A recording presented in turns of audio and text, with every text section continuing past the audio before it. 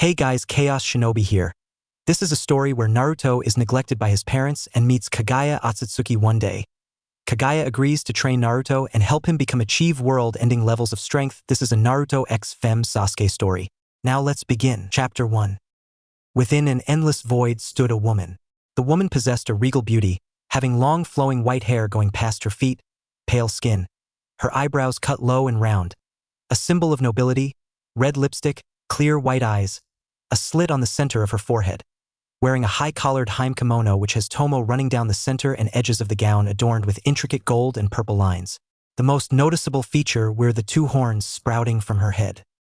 This woman is Kaguya Otsutsuki, the progenitor of Chakra, rabbit goddess, and mother of the sage of six paths. Currently Kaguya was watching as one of the fragments of her power, the Kyuubi no Kitsune, Katsumi she believed her name was, attacked the village Kanahegakure, a village founded by the previous incarnations of her grandsons Indra and Azura. Despite being sealed within the moon by her traitorous sons, Hagoromo and Himura, she was still able to view the events happening in the elemental countries. It made Kaguya want to laugh in Hagoromo's face, the people he had so much faith in turning his precious ninshu into weapons of war and sealing the tailed beasts away.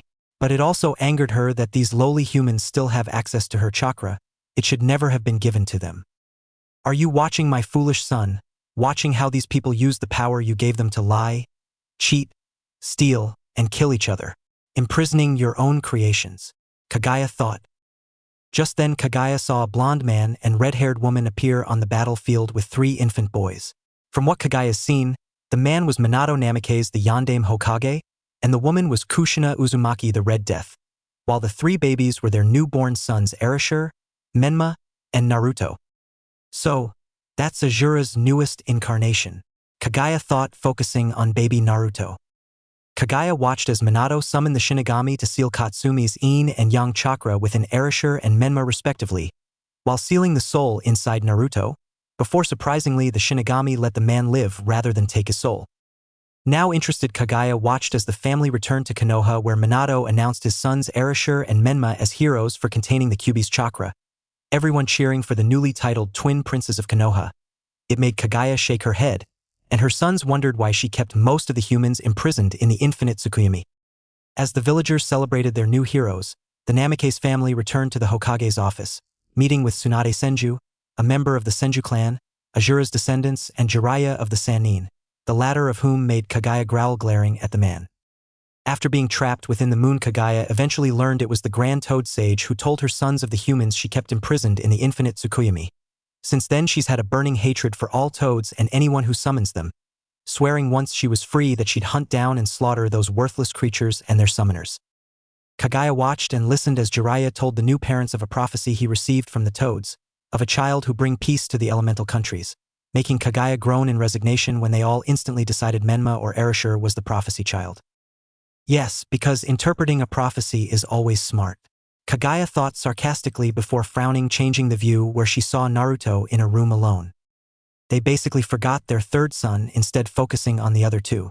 While Kaguya would admit she wasn't the best mother, hardly even seeing her sons, she at least never favored one over the other, treating them the same.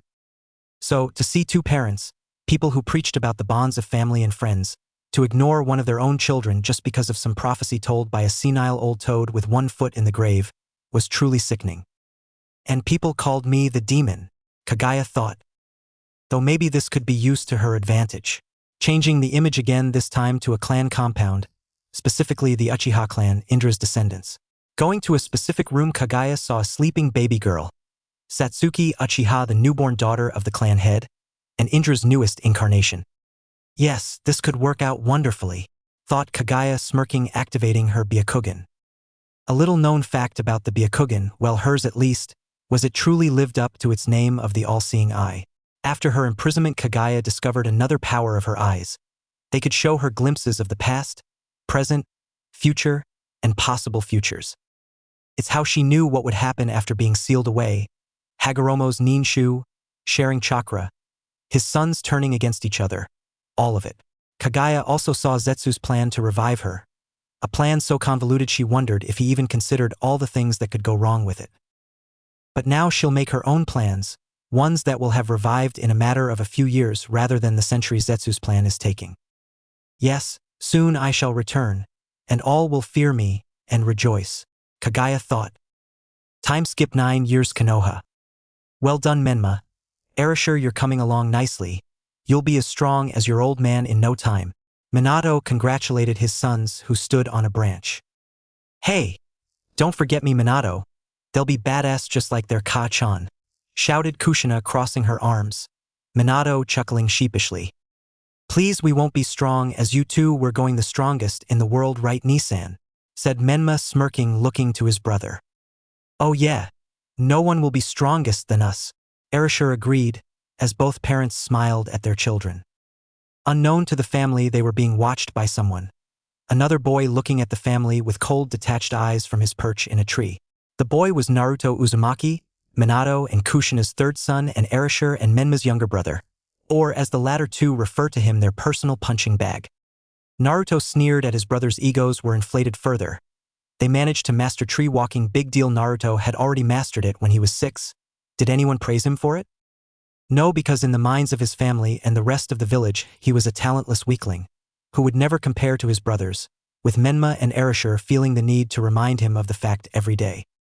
What no one but 2 other people knew was that Naruto was stronger than he let on. While Menma and Arashi were trained by their parents, Naruto trained on his own and occasionally with his best friend, preferring it that way as then he could keep his skills secret. It also wouldn't do for the villagers to hate him. See, while Naruto's brothers were seen as heroes for containing the Kyuubi's chakra, Naruto was seen as the Kyuubi itself for containing the soul. For the first 5 years of his life Naruto had to live in fear of the villagers, constantly looking over his shoulder. Not that it helped as they always seemed to find him, and that's when the beatings began. Naruto lost count of how many times he was beaten to near death, then having to drag his broken body back home. He tried telling his parents what was happening, but they didn't believe him even when they saw him covered in his own blood. To his parents he was just a troublemaker that pranks people and gets in trouble, when really it's Menma and Arashi that are the troublemakers who blame Naruto. He remembered when they were 4, Naruto had drawn a picture of the entire family and planned to show his parents in hope of them praising him for something. Though he had gone to get some water and when he came back he saw Arashi showing their parents the drawing saying he made it for them. When Naruto said he was a liar and that the picture was his parents yelled at him for trying to take credit for his brother's hard work and sent him to his room. That was the day Naruto began to resent his family. Another incident when they 5, Menma had been running in the house bumping into a standing holding their mother's favorite vase, knocking it down breaking it. When Kushina saw it Menma blamed Naruto, even though he wasn't even home at the time too busy running from a mob. When he got home Kushina yelled at him for what Menma did, sending him to his room telling him not come out until the next day. When Naruto tried arguing that he didn't do it, his mother mad actually hit him. Flashback. Naruto stared at his mother in shock holding his face when her hand had connected, still processing that she had just hit him. Don't talk back to your Ka-san. Now go to your room and don't think to come down, shouted Kushina glaring at Naruto. She hit me. She actually hit me.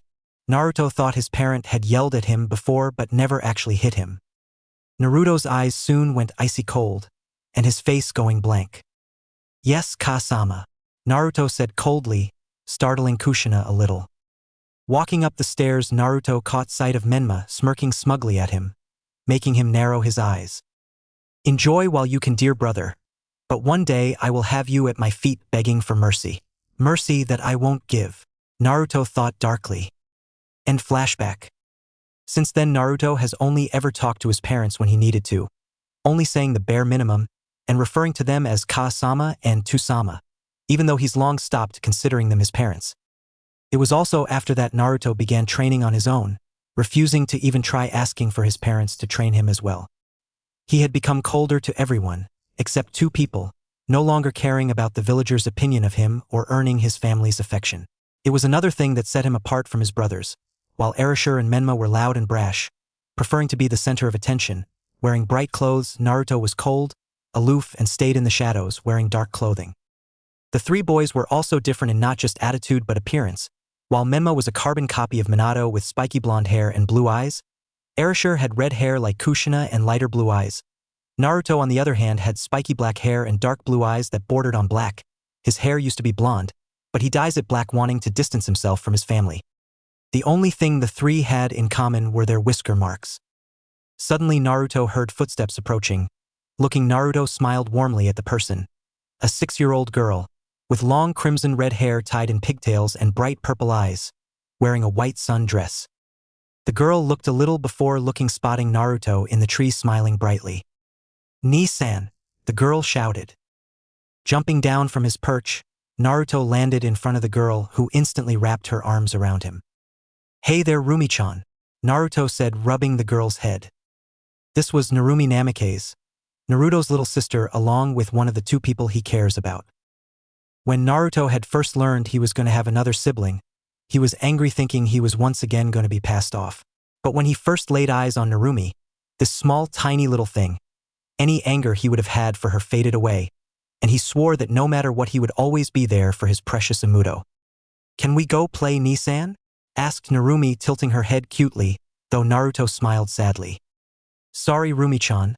I have to go meet Satsuki soon," Naruto said, Narumi looking down sadly. Narumi then yelped, feeling Naruto poke her forehead, smiling at her. "Maybe next time, Narumi-chan," said Naruto, Narumi nodding before hugging Naruto again. "Happy birthday, Ni-san," Narumi said before running off. "Oh right, it's my birthday," Naruto thought.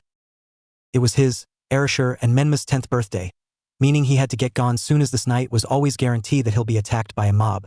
That, and he just didn't want to be around sheep kissing his brother's asses.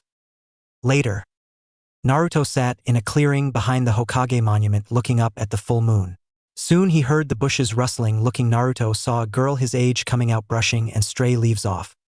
The girl had long waist-length black hair with a blue tint, onyx-colored eyes, pale skin, wearing white shorts, a navy blue high-collared shirt with the Uchiha symbol on the back, and blue kunoichi sandals. "Satsuki-chan," Naruto greeted, giving a 2-finger salute. "Oh, you're here already. Sorry if I kept you waiting," said Satsuki, Naruto waving it off. "It's fine. I haven't been waiting that long," Naruto replied, a small smile as he looked at the girl. Satsuki Uchiha, Naruto's first and best friend. They had met each other 3 years ago, when she had caught him training alone. After that, they always trained with each other whenever they could, Satsuki even inviting him over to her home a few times. Her mother Mikoto was a nice woman, always asking him how he was and even supervising his and Satsuki's training. Naruto would even say she was more of a mother to him than Kushina ever was. Her father Fugaku was fine, while her brother Itachi was alright, if a tad creepy, along with Naruto not really trusting him considering he was an umbu and reported to Minato. Though 2 years later, tragedy struck, the entire Uchiha clan, besides Satsuki, was massacred by Itachi. After that, Satsuki shut out everyone, except Naruto, who refused to leave her side the entire time. Though she didn't show it, Satsuki was grateful for Naruto staying by her side. It also didn't help that everyone began treating her the same as Naruto's brothers. Only she had it worst, being a girl, with several people trying to get control of her, being the heiress of the Uchiha clan, and even some people on the council wanting to turn her into breeding stock to repopulate the Uchiha clan. She'd sooner go rogue than let that happen. Besides, she's only interested in one guy, Satsuki idly thought, glancing at Naruto. Sitting beside Naruto, they both looked up at the moon, nothing needing to be said. "So, how are they?" asked Satsuki after a while. "The same. I heard the pervert and hag were going to let them sign the toad and slug contracts," Naruto responded, Satsuki nodding, aware of Naruto's less than stellar relationship with his family. Just then they both noticed something strange. "Naruto-kun, is it just me or is the moon turning red?" Satsuki said. "No, I see it too," said Naruto, suddenly feeling drowsy. "Oh good, though it was just me," Satsuki trailed off before she and Naruto fell asleep. While the full moon took on a completely red appearance with black concentric rings and 9 tomos, 3 in each ring. "Moon." Opening his eyes, Naruto groaned, rubbing his head, looking around, frowning, seeing he wasn't back where he was. It was in a large forest clearing and it was daytime. His eyes then fell Satsuki waking up a short distance away. "Wah, what just happened? Where are we?" Satsuki said. "I don't know," said Naruto, just as confused. "I believe I can answer that," a female voice said, making Naruto and Satsuki whirl around to the source. They saw the person approaching them was Kaguya. "Who are you and where are we?" demanded Naruto, moving in front of Satsuki. Well, that's rude making demands, but if you must know, I am Kaguya Otsutsuki. As to where you are, this is the moon. Or at least the inside of the moon, my prison. Kaguya said, getting skeptical looks from both children. Okay. Then why are we here? Satsuki questioned, Kaguya walking around. That would be my doing. You see, I've watched you both, Naruto Uzumaki and Satsuki Uchiha. From the moments of your birth, you both have faced many hardships. Naruto being neglected by your family in favor of your brothers who treat you as less than dirt, and you Satsuki who has lost your entire family to your own brother and seen as nothing but a tool by people who seek to take advantage of you. Kaguya said, shocking both of them at how much she knew. Well, if you know all that, but you still haven't told us why we're here, said Naruto. To tell you that I'd have to start at the beginning, from when I first arrived on this planet, began Kaguya. Kaguya then proceeded to tell Naruto and Satsuki everything that happened from when she first landed on the planet, from devouring the Shinju fruit, her sons becoming the Shinju, everything she witnessed from her prison, Indra and Azura's endless conflict and transmigrants, all the way up to the Kyuubi attack. When she finished, Naruto summed up both their thoughts. No offense, but your son is a dumbass. Naruto deadpanned. Who gives people power to basically do anything, and not expect them to use it to kill each other better. Hagoromo basically everyone weapons and told them not to kill each other with them. Kaguya smiled at that, not taking any offense, knowing it's true her sons were both naive in their thinking. None taken. I know my son was foolish to give humanity chakra. He thought it would help bring peace, when really he helped set the seeds of war. A path his sons, my grandsons, followed. That also brings me to why I wanted to speak with you both. You see, you two, Naruto and Satsuki, are the newest transmigrants of Azura and Indra. Kaguya revealed, surprising them both. You mean to tell us, we have your grandsons inside us? Satsuki said, not at all pleased to learn some guy's soul was inside her. Yes, responded Kaguya. Then how come we don't act like them? From what you've told us, all of Azura transmigrants wanted to bring peace, while Indra's wanted rule, and they all hated each other? Naruto questioned. You can thank me for that. You see, while I am trapped here, I can still influence certain things, such as channeling small portions of my chakra into you both throughout your lives, suppressing both Indra and Azura. If I had not done this, you Naruto would have been a forgiving fool who forgave every bad thing done to you and obsessed with peace, while you Satsuki, a revenge-driven person only caring about completing your own goals and gaining more power, said Kaguya, both grimacing at the mental images conjured. Well, thanks for that, but you still haven't told us the reason you wanted to meet us, said Naruto. I'm getting to that. You see, I have watched as my world has been torn apart all because of my son's foolish decisions, and I'm tired of it, and seeing my chakra used by those unworthy. What want is for you both to join me, free me, and help reclaim all my chakra. In exchange, you both shall be allowed to keep your chakra. I will also awaken both Indra and Azura's dormant powers within you, along with removing any influence they could have over you both. Think about it, you both would finally be the ones with the power, and make those who mocked you or seek to use you pay in the worst way possible, taking away their power. Kaguya said. Both thought about it, Naruto picturing his family defeated at his feet, powerless without their chakra, crushing everyone in Konoha, while Satsuki imagined being even closer to finally killing Itachi and avenging her clan. Narumi gets to keep her chakra, said Naruto, refusing to hurt his sister in any way. Done, Kaguya agreed. You'll evolve my Sharingan into the Mangekyo, Satsuki added, not willing to risk killing Naruto to awaken the Mangekyo. Of course, said Kaguya. And we will be equals in this, we won't be anyone's servants or underlings, said Naruto. Yes, so, do we have an agreement? Kaguya said. Naruto and Satsuki looked at each other, nodding. Good. Now hold out your dominant arms, said Kaguya. Doing so, Naruto held up his right while Satsuki held up her left. Grabbing both their hands, Naruto and Satsuki felt power surging through them, while also feeling something being erased, Azura and Indra. Then, as quickly as it came, it stopped.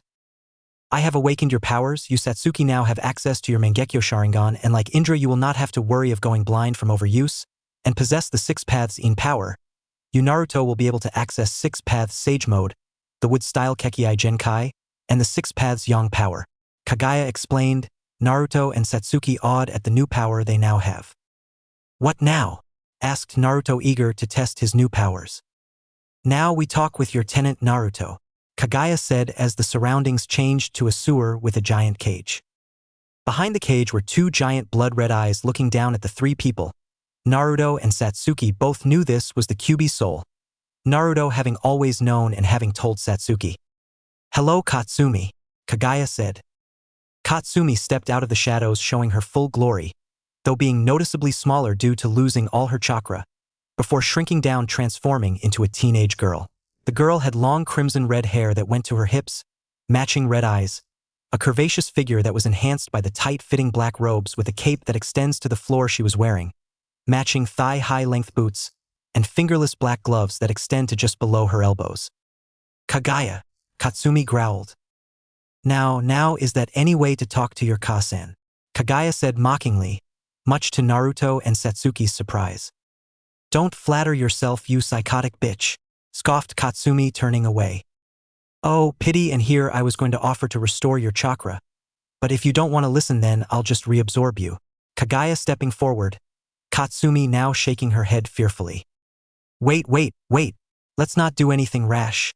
I'll hear you out, alright?" said Katsumi, not wanting to be absorbed back into Kaguya. She never wanted to become part of the Kyuubi again. She enjoyed being alive, aside from being sealed away 3 times and controlled twice. "Good girl.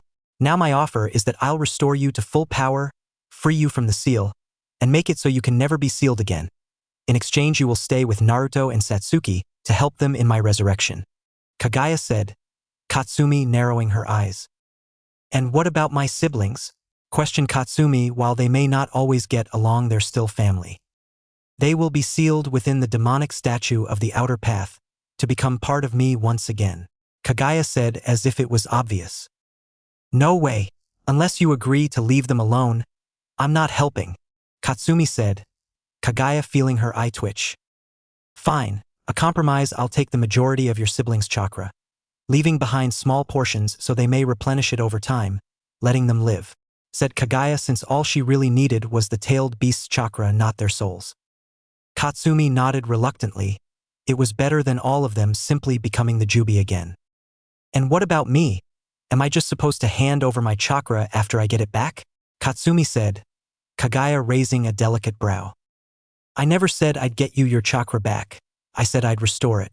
The chakra sealed in those 2 fools will be absorbed into the statue," said Kaguya, Katsumi nodding slowly, thinking it's better than just losing her chakra again. Though still, the old man did everything he could to seal Kaguya away. Could she really turn her back on the man who created her own father?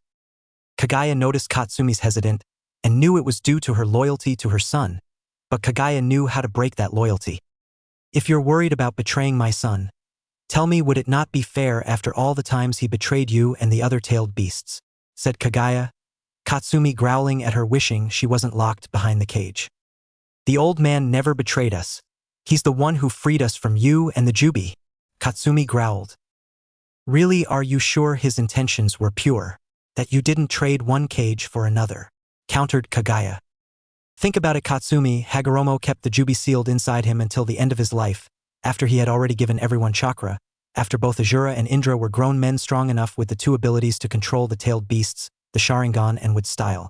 Now look at you, all trapped and treated as nothing but objects and weapons, all by the same people Hagoromo saw fit to give chakra to. Then there's Indra and Azura. I believe you knew their previous incarnations, Madara, Uchiha, and Hashirama Senju. Madara treated you as his pet while controlling you with his eyes, while Hashirama captured you and your siblings, selling you off to the other villagers and then having his wife seal you away, then Indra's other descendant who controlled you a second. Now tell me, if that is not betrayal, then what is?" Kaguya said, as Katsumi fell to her knees, clutching her head. "Stop. Please just stop," Katsumi said pleadingly. As much as she wanted to deny it, everything Kaguya said made sense. Hagoromo could have found a way to prevent them from being sealed away, but instead he taught humans how to use chakra before releasing them, then his sons having the power to control them, and their transmigrants controlling them and turning them into weapons. Kaguya entered the cage, kneeling down, putting her hands on Katsumi's shoulders. "Join us, Katsumi, and none of the tailed beasts will ever have to fear being sealed away again or controlled. They will be free. No one will have chakra to use against you ever again," said Kaguya. Katsumi nodded, looking. "Yes, I'll help free you, Kaguya. Though one more thing, the masked man who controlled me, I get to kill him," said Katsumi. "Get in line, sweetheart. If anyone's ripping that bastard apart, it's going to be me, said Naruto, reminding them of his and Satsuki's presence. Both of you, when the times come, will be able to take revenge on the masked fool. But for now, I will restore you to your full power, Katsumi, Kaguya said, channeling her chakra into Katsumi. Instantly, Katsumi felt her power returning, making her grin viciously at being back to full power, while the seal keeping her locked away melted away. It's done, you're now free and all your chakra has been restored, said Kaguya, standing up. So, what do we do now? Asked Satsuki, crossing her arms. Now, you return to your bodies and train in your new powers, collect the tailed beast chakra, seal it within the demonic statue. Then we will achieve our plan to stripping humans of chakra, Kaguya said, as Naruto and Satsuki began fading, showing they were returning to consciousness. Also, don't tell anyone about this meeting or your new powers. No one, said Kaguya seriously, knowing the wrong people would eventually find out. Nodding, both Naruto and Satsuki faded away. Real world.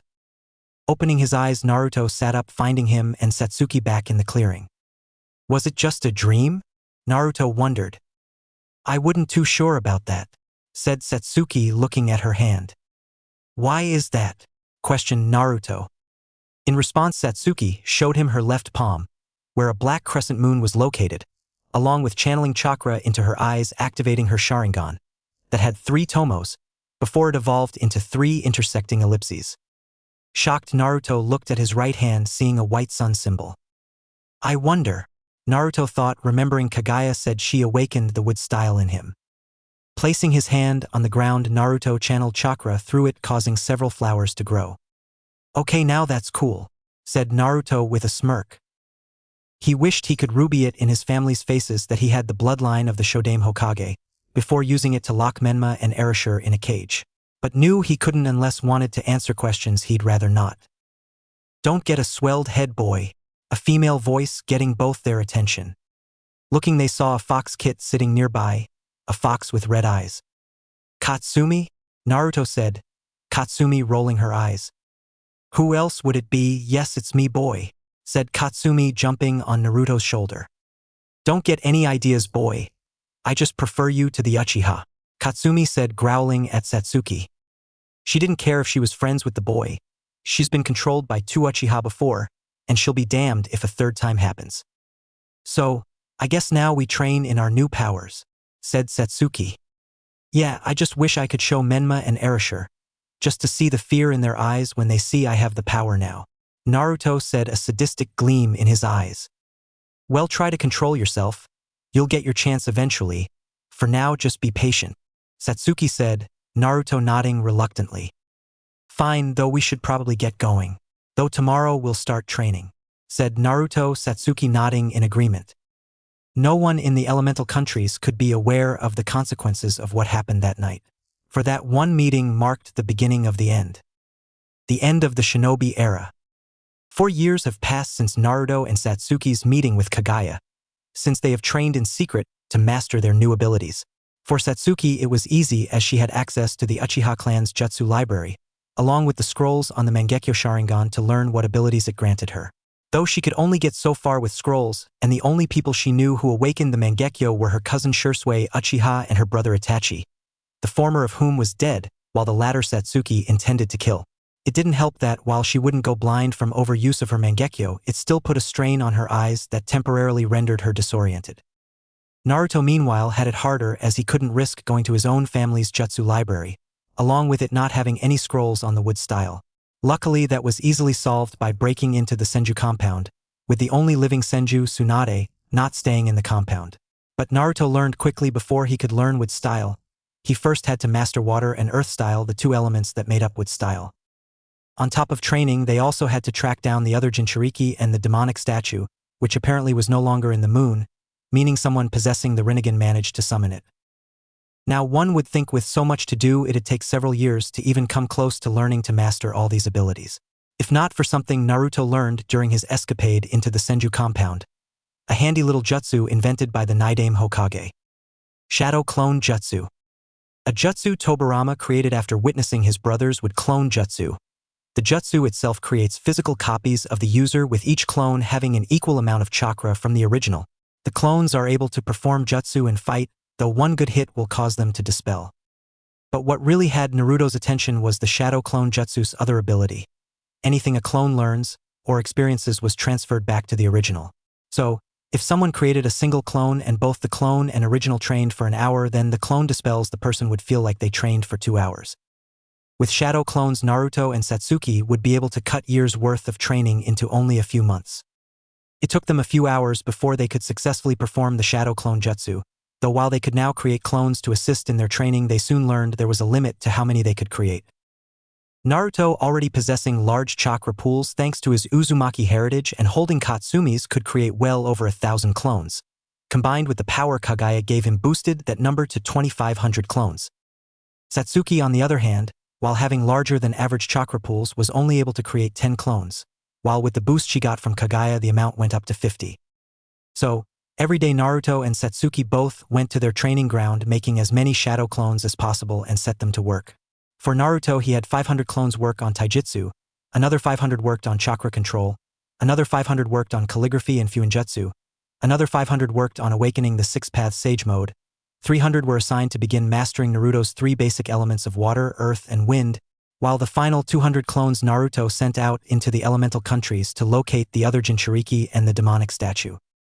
Satsuki meanwhile divided her clones in 5 groups of 10. The first group worked on increasing her chakra pools, the second worked on taijutsu, the third worked on refining the few jutsu she already knew, the fourth worked on mastering her 2 elements of fire and lightning, while the final 10 worked on mastering her Sharingan, as even though she has it fully unlocked didn't mean she knew how to use it. She knew Itachi had mastered the Sharingan to the point he could put someone in a Genjutsu just by pointing at them. The real Naruto and Satsuki worked on increasing their strength, speed, and agility, as while the shadow clones transfer back everything they learn and experience that didn't include physical attributes. Once his clones had come far enough in Fuinjutsu, Naruto places gravity seals on both himself and Satsuki, both set at 5 times gravity, so that when they came off they'd get a major speed boost, while increasing the seals by ×1 whenever they started getting used to them. Naruto also made progress in his 6-path sage mode, being able to call on it, though he couldn't hold the cloak long as it put a strain on his body. While Satsuki made progress in Mangekyo abilities, having a special affinity for Amaterasu which she could shape and control in her own unique blaze style, being able to shape the black flames in a variety of ways, whether as a shield, a weapon, usually a blade or arrows, combining them with hers and Naruto's techniques.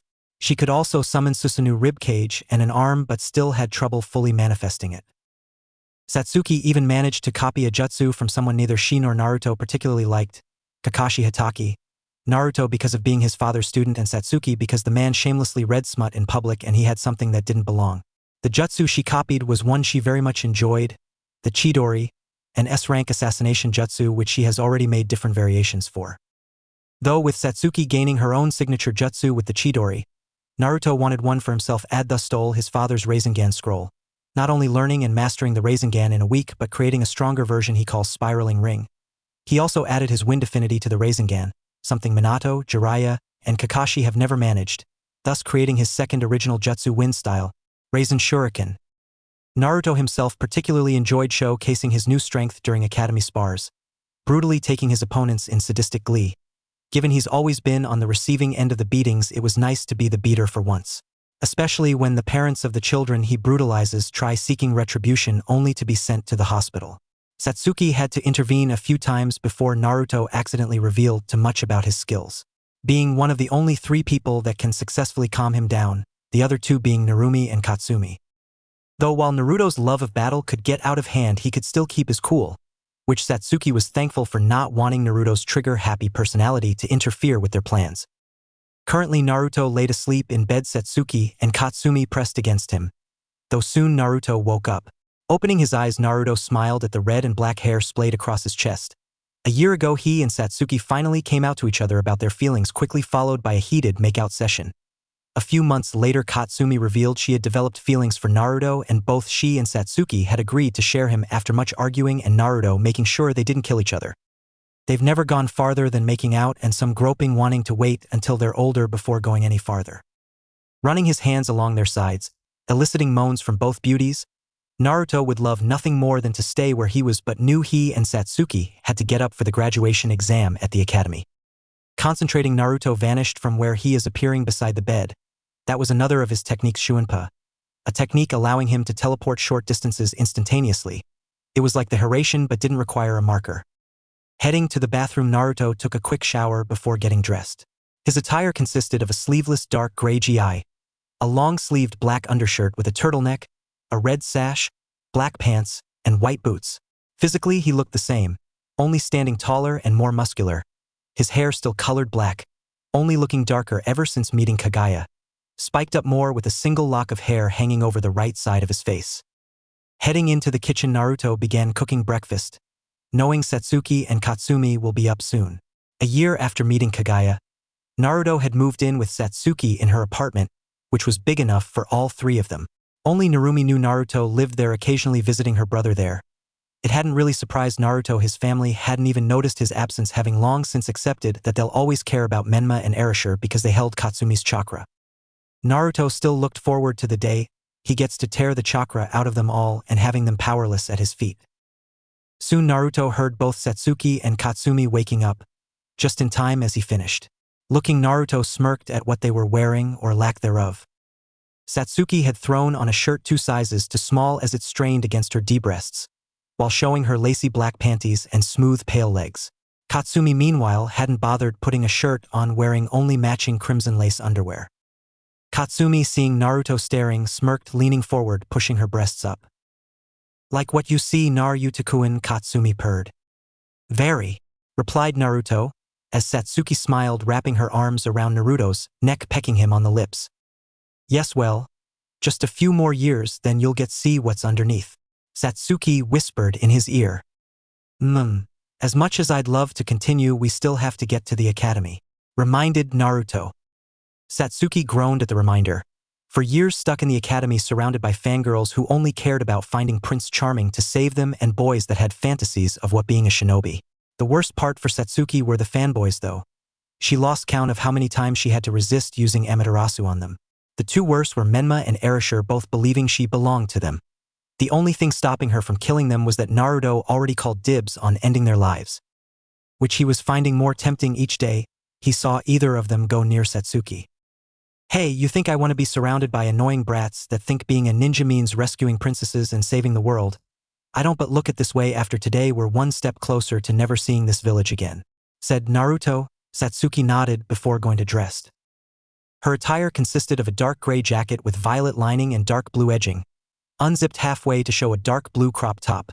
The coat has darker gray short sleeves, a thick collar that completely encircles her neck, and 2 long dark blue trimmed rectangular tails which are detachable, form-fitting black pants.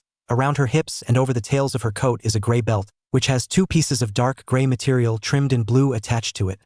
The first covers from her left hip to the back of the belt and is folded over the belt, and the second is attached from the right hip and almost around to the other piece of material. Knee-high black boots with metal caps on the heel and toe, with the heel cap attaching to a violet strap across the front of her ankle, and a gold zipper on the upper half of the front of the boots. A single small buckled strap is on the upper outside of her boots, and a purple bandana tied around her left knee. A pair of black fingerless gloves with long dark blue cuffs reaching to mid-forearm complete the outfit. Her waist-length hair was done up in a ponytail with her bangs curving to the left side of her face. In short, Naruto could die happy knowing he's seen this vision of beauty. With that, all three ate breakfast before heading to the academy, Katsumi transforming into her fox form and jumping on Naruto's shoulder. When they arrived, they took their seats at the back of the class, blocking out the noisy students. It wasn't long until the door opened again, and walking in like they owned the place was none other than Menma and Arashi, both wearing matching arrogant smirks. Naruto shook his head when he saw they were wearing blindingly bright blue and neon orange jumpsuits. The only thing missing was bright flashing signs saying, "Here I am, please kill me," above their heads. I swear how is Naruto-kun related to those idiots? Naruto and Satsuki both thought, though they were pulled from their thoughts when they heard what sounded like a stampede coming down the hall, making Satsuki groan. Soon the door was slammed open and 2 blurs, one pink and one blonde, burst into the room. "Ha, I win forehead," shouted the blonde. "As if pig my foot went through the door first," the pink shouted. Bang. Naruto patted Satsuki comfortingly as she repeatedly banged her head on the desk. The reason being the 2 girls that just entered, Sakura Haruno and Ino Yamanaka, 2 of the worst fangirls for Menma and Arashi, and insults to real kunoichi. Whenever Satsuki saw them, she would be reminded of when her mother would come home ranting about how fangirls are the reason real kunoichi aren't taken seriously, and the injustice of them being allowed to become ninja. Safe to say Satsuki developed the same hatred. "No way I'm sitting with Menma-kun and Arashi-kun, Ino pig," screeched Sakura. "Yeah right, like they want that huge forehead blocking their view of me," Ino shouted. The first chance I get, those two will die." Satsuki thought, determination burning in her eyes to end the wretched fangirls. Eventually the sensei, Irika Yumino, entered the classroom, with Naruto smirking dangerously. They used to have another teacher, Mizuki. Shame that he had an unfortunate accident. Said accident being Naruto impaling him on a truth-seeking ball when he caught the team staring at Satsuki. Luckily Naruto didn't have to worry about disposing of the body, as anything hit by the truth-seeking balls is reduced to ash. "All right, everyone settle down," said Irika, gaining a tick mark when no one listened. "I said shut up, you little brats," Irika shouted, using his big head no jutsu. Instantly everyone quieted down, making Irika nod. "All right, as you all know, the graduation exam is today. First is the written test, then the practical test where you'll show your mastery of the substitution, transformation, and clone jutsus. We will begin the written test now," said Irika before passing out the tests. The test lasted an hour, with Naruto and Satsuki finishing at the same time, followed shortly by Sakura. Once the test was finished, Irika collected the papers and started the practical test. "When I call your name, come into the back room and demonstrate the 3 jutsu and receive your forehead protector if you pass." "Shino Aburame," called Irika, said boy going into the room, coming out shortly with a headband around his forehead. On it went Irika, called students, some coming out with headbands, some not, looking down sadly at failing, a few even running out crying. "Satsuki Uchiha," Irika called. "Good luck," said Naruto, smiling at her, which Satsuki returned. "You too," Satsuki said, walking down the steps. "Hope we're on the same team, Satsuki-chan," said Menma as he and Arashi leered at her figure, both sporting forehead protectors tied around their heads, sending shivers up her spine, and not the pleasurable ones. Naruto gives her the kind where she needs a shower. Naruto glared at his brothers, mentally counting to 1,000 to resist ripping their throat out, while Katsumi nuzzled his cheek to calm him down, Naruto nodding in thanks. Satsuki entered the room, seeing Irika behind a table with multiple headbands and a clipboard in hand. "All right, Satsuki, perform the substitution, transformation, and finally create 3 clones," Irika said. Crossing her arms, Satsuki wordlessly switched places with a chair and switched back. Next she transformed into her mother, Makoto Uchiha, in her kunoichi gear. Finally, she made a half-ram seal, creating 3 shadow clones. Irika stared shock. Not only had she performed the substitution and transformation without hand seals, something not even Menma or Arashi could do, even trained by some of the strongest ninja in Konoha, but then demonstrated B-rank forbidden jutsu with ease. "So, do I pass?" Satsuki said rhetorically. Why yes of course, Satsuki. Here's your headband," said Irika, handing Satsuki a headband, missing the sneer she gave it before tying it loosely around her neck. "Naruto Uzumaki," Irika called once Satsuki exited the room. Naruto walked past Satsuki to the room, hearing Arashi say something. "Good luck, Otuto," sneered Arashi. Naruto ignored the comment, angering his brothers, hoping to get a rise from him, knowing neither could touch him. Entering the room, Irika told Naruto the same thing as the others. Once again Irika was shocked when Naruto performed the substitution and transformation without seals before making 3 shadow clones. Could Naruto and Satsuki have trained together? Irika wondered, handing Naruto a headband that he tied around his left arm.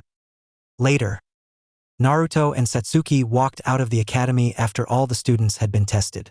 Moving there through the crowd of parents, either congratulating the children who passed or comforting the ones who failed. Though Naruto stopped short of the gate when he saw his parents congratulating Menma and Arashi for graduating. While Naruto no longer cares for earning the Namake's family or the rest of their ilk's affection, he supposed now he just found them pathetic. Pathetic in that they're so focused on fulfilling some half-baked prophecy spoken by a senile toad about some miracle child that'd bring peace to the world. "Hey, are you all right?" asked Satsuki, shaking him a little. "Yeah. Just contemplating how delusional they all are," Naruto replied. Suddenly Naruto was tackled by a red blur, nearly knocking him down. "Ni-san, you passed. I knew you would, I just knew it," cheered Narumi, as Naruto smiled, patting his sister's back. Of course, I passed. Did you expect anything less? Naruto said. What about me, Narumi-chan? I passed too, said Satsuki, as Narumi let go of Naruto and hugged Satsuki. I knew you'd pass to Satsuki-ne, Narumi said, looking up, grinning widely, which Satsuki returned. When Satsuki had first met the little girl, she already knew she was hooked. Narumi was a breath of fresh air in a rather grim life. It helped that she now knew Naruto was good with children. After their first meeting, Narumi had taken to calling her Satsuki-ne, which warmed the Uchiha's heart. Nisan, now that you and Satsuki-ne are ninja, does that mean you're going to be going on missions now? Asked Narumi as the 10-year-old jumped on Naruto's back, arms wrapped around his neck, Katsumi jumping on Naruto's head. Yep, but only after we're assigned a team. Then we'll be going on missions, answered Naruto. That means I won't get to see you as much anymore, Narumi muttered sadly. You know, Narumi, me and Naruto were going to go out and celebrate graduating. Would you like to come? Satsuki offered, making Narumi's face light up and nod rapidly. With that, the four, including Katsumi still in disguise, left the academy. Next day. And back here again, Naruto thought, tapping on the desk, his eyes closed, while Satsuki leaned back bored. While they've both graduated, they now had to be put on a team with a third member under a Jonin instructor, which sadly mean they had to endure the academy for one last day. Katsumi had chosen to stay home rather than join them. Irika had already showed up and begun listing off the different teams. Now both were just waiting to see what team they were on. Team 7, Menma Namikaze, Arashir Namikaze, and Sakura Haruno under Kakashi Hatake, said Irika. Yeah, true love conquers all. In your face, Ino pig, shrieked Sakura, much to Naruto and Satsuki annoyance. Don't, Naruto whispered to Satsuki without opening his eyes. One word, that's all it'd take, and I'd have ended that howler monkey, hissed Satsuki, her Mangekyo Sharingan already activated, ready to unleash black flames on the fangirl. As much as I'd love to see that, you do realize we'd be forced to make a quick escape for murder. So, just hold yourself back, and when the chance presents itself, you can incinerate as many fangirls as you want, said Naruto, Satsuki smiling sadistically at the thought. Team 13, Naruto Uzumaki, and Satsuki Uchiha under Kushina Uzumaki, said Irika, Naruto's eyes snap open. What? Growled Naruto, not expecting this. While he likes being on a team with Satsuki, his mother being his instructor though wasn't something he could tolerate. Now your senseis will be here soon, so for now relax and wait. And once congratulations on becoming ninja of Konoha, said Irika, leaving the classroom. It didn't take long before Kushina walked in with two other Jonin instructors. Team 8 with me, said the red-eyed woman. Team 10 with me, the man said. Team 13 meet me at training ground 13, Kushina said before shunshining away. Naruto and Satsuki followed in a Shuinpa and a lightning shunshin respectively, surprising Kushina that they knew how to teleport. Naruto, I didn't know you could use shunshin, said Kushina looking at her son. Yeah, there's a lot about me you don't know, Naruto said with more bite than intended, making Kushina flinch a little. Anyway, let's start off by introducing each, your likes, dislikes, and hobbies. I'll start. My likes are ramen, pranking, training, and my family, Naruto scoffed at that. My dislikes are traitors, a certain masked team, and boring people. My hobbies include training, pranking, and spending time with my family. Alright Naruto, you go next, said Kushina. My likes are training, Satsuki-chan, Narumi-chan, and Katsumi-chan. My dislikes are a masked team, weaklings, and two annoying pests. My hobbies include training and spending time with Satsuki-chan, Katsumi-chan, and Narumi-chan, said Naruto, Kushina nodding. Okay Satsuki, you next, Kushina said. My likes are the same as Naruto-kun's. My dislikes are a certain man, loudmouth losers, the color orange, and weaklings. My hobbies are training, said Satsuki. Alright, now then, usually this is the part where I'd say you aren't really genin and you'd have to pass a secret test and blah blah blah. That all sounds rather boring, so instead, congratulations, we're officially Team 13, said Kushina, Satsuki sweat dropping while Naruto's eye twitched. This is the woman Kasan told me was one of the deadliest kunoichi alive, Satsuki thought. I see where Menma and Arashir get their childish personality. Does that mean they got their over-inflated egos from Namikaze? Naruto wondered mentally. Alright Team 13, let's go get our first mission, said Kushina, snapping them from their thoughts as all three walked to the Hokage's office. Time skip 3 weeks. 3 weeks have passed since Naruto and Satsuki were put on Team 13 under Kushina. Since then they have done several missions.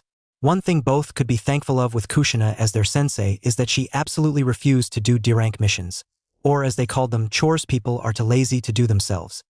Seriously, they're ninja, trained to kill, not babysit children or walk dogs. So, they mostly did C-rank missions, usually escort or eliminating bandits, and when they weren't doing missions they had to train or spar with Kushina. Neither Naruto or Satsuki enjoyed training with Kushina as it meant they had hold back from their full power, as to not reveal what they could really do. Currently, they were heading to the Hokage's office to get another mission. After knocking, they entered, seeing Minato with piles of paperwork on his desk. "Ready for another mission, Minato-kun," said Kushina. "Ah. Team 13, I was just about to call you anyway. Recently Team 7 has taken their first C-rank mission to the Land of Waves. Unfortunately, the client lied about the mission's rank, though they chose to continue the mission. During the journey they ran into Zabuza Momochi. Kakashi was able to defeat him before a hunter Nin showed up and took the body. But Kakashi believed it was Zabuza's accomplice and so has requested another team be sent as backup. So, Team 13, your mission to travel to the Land of Waves and assist Team 7 in protecting the bridge builder Tazuna," ordered Minato. "Hi, we'll head out immediately," Kushina said before turning to her students. "Alright team, meet at the gates in an hour after packing all the supplies you'll need for this mission," said Kushina, Naruto and Satsuki nodding before teleporting away to pack. Though Naruto made a quick stop at Umbu headquarters, sneaking into where they keep records of all the Umbu members and their completed missions. "Let's see, Umbu Weasel, where are—" "Ah, there you are," thought Naruto, grabbing the file. Opening, Naruto flipped through the different reports before stopping on the last one, the last mission Umbu Weasel aka Itachi Uchiha took before going rogue. The elimination of the Uchiha clan. With each word Naruto's eyes widened further. The Uchiha clan were planning coup to take over the village, with Itachi acting as the Hokage's spy and eventually agreeing to be the one to eliminate the Uchiha clan, on the condition that Satsuki wasn't to be harmed. Itachi sacrificed everything to prevent Konoha from being plunged into a civil war, one that would very likely lead to the Fourth Shinobi War, and to protect his little sister. Naruto sealed the file away, knowing he'd have to show Satsuki. She deserved to know the real reason why her family was taken from her. Later gates. Naruto and Satsuki arrived at the gate, seeing Kushina already waiting for them. "Alright team, let's move out," said Kushina. Instantly all three took off running towards Wave Country, Naruto and Satsuki sharing a look, nodding, knowing now was the perfect chance to enact their plan. Naruto and Satsuki looked around the Land of Waves, seeing the disrepair the town was in, with several people being on the streets. "It's sad, isn't it? Seeing these people suffering like this because some tyrant," Kushina stated, Satsuki humming in thought with her arms crossed behind her back while Naruto remained silent. After a while they arrived at the bridge builder Tazuna's house where Team 7 should be. Knocking on the door, the three waited a few moments before it was opened. A middle-aged woman. "Yes," the woman asked. "Hi, we're the backup team sent to assist Team 7, Kushina introduced, the woman gaining a look of realization. "Oh, right, Kakashi did mention another team would be showing up. Please come in. I'm Tsunami, Tazuna's daughter," Tsunami said, stepping aside to let them. "I'm Kushina Uzumaki. These are my students Satsuki Uchiha and my son Naruto Uzumaki," said Kushina, Naruto scoffing when she called him her son. "Let's get this over with," Naruto muttered, brushing past both Kushina and Tsunami. Entering the living room, Naruto saw Menma, Arashi, Sakura, and Kakashi sitting around. "Oh, how the mighty have fallen," Naruto commented, seeing the crutches next to Kakashi and Menma and Arashi looking a little worse for wear. His comment had their attention turned to him, his brothers and Sakura glaring at him, while Kakashi merely glanced at him before going back to his book. "What are you doing here, loser?" demanded Menma as Kushina and Satsuki entered. "We're the team sent to assist you, Sochi," said Kushina, the two scoffing and sneering at Naruto. "Well, you'll be able to help Ka-san, but the loser will just get in the way. And don't worry, Suki-chan will protect you," Arashi said shamelessly, looking Satsuki up and down. Naruto bristled at them, blatantly eyeing his girlfriend. And while he could care less about what they think of him, that didn't stop Naruto's anger at being looked down on by this pathetic weaklings. And yet you are the ones that needed another team to back you up. So much for the sons of the great Yondaime. Guess all that training amount to nothing. Naruto taunted, Menma and Arashi's faces turning red at the insult. Naruto, stop antagonizing your brothers, Kushina scolded. Glaring at her from the corner of his eye, Naruto turned on his heel and left the house, a worried Satsuki going after him, knowing nothing good would happen of Naruto going off on his own. Satsuki found Naruto in the forest, knocking trees down, throwing them into the air and destroying them.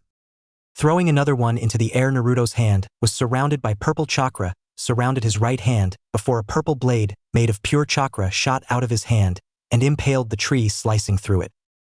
Though just as quickly the blade vanished and Naruto fell to his knees, gripping his now burned and shaking hand. You idiot, Satsuki said, running over to him. What were you thinking? You know you can't handle creating an energy blade like that as you are now, Satsuki admonished. I was thinking I've had to restrain myself for 4 years from just tearing those worthless insects apart, Naruto snarled with a murderous glare, one that actually made Satsuki flinch. She knew Naruto held nothing but hatred for his brothers. It was different than her hatred for Itachi. She once loved and looked up to Itachi. Then he murdered their parents and massacred their clan, and any love or respect she had for her brother turned into a burning hatred and need for revenge.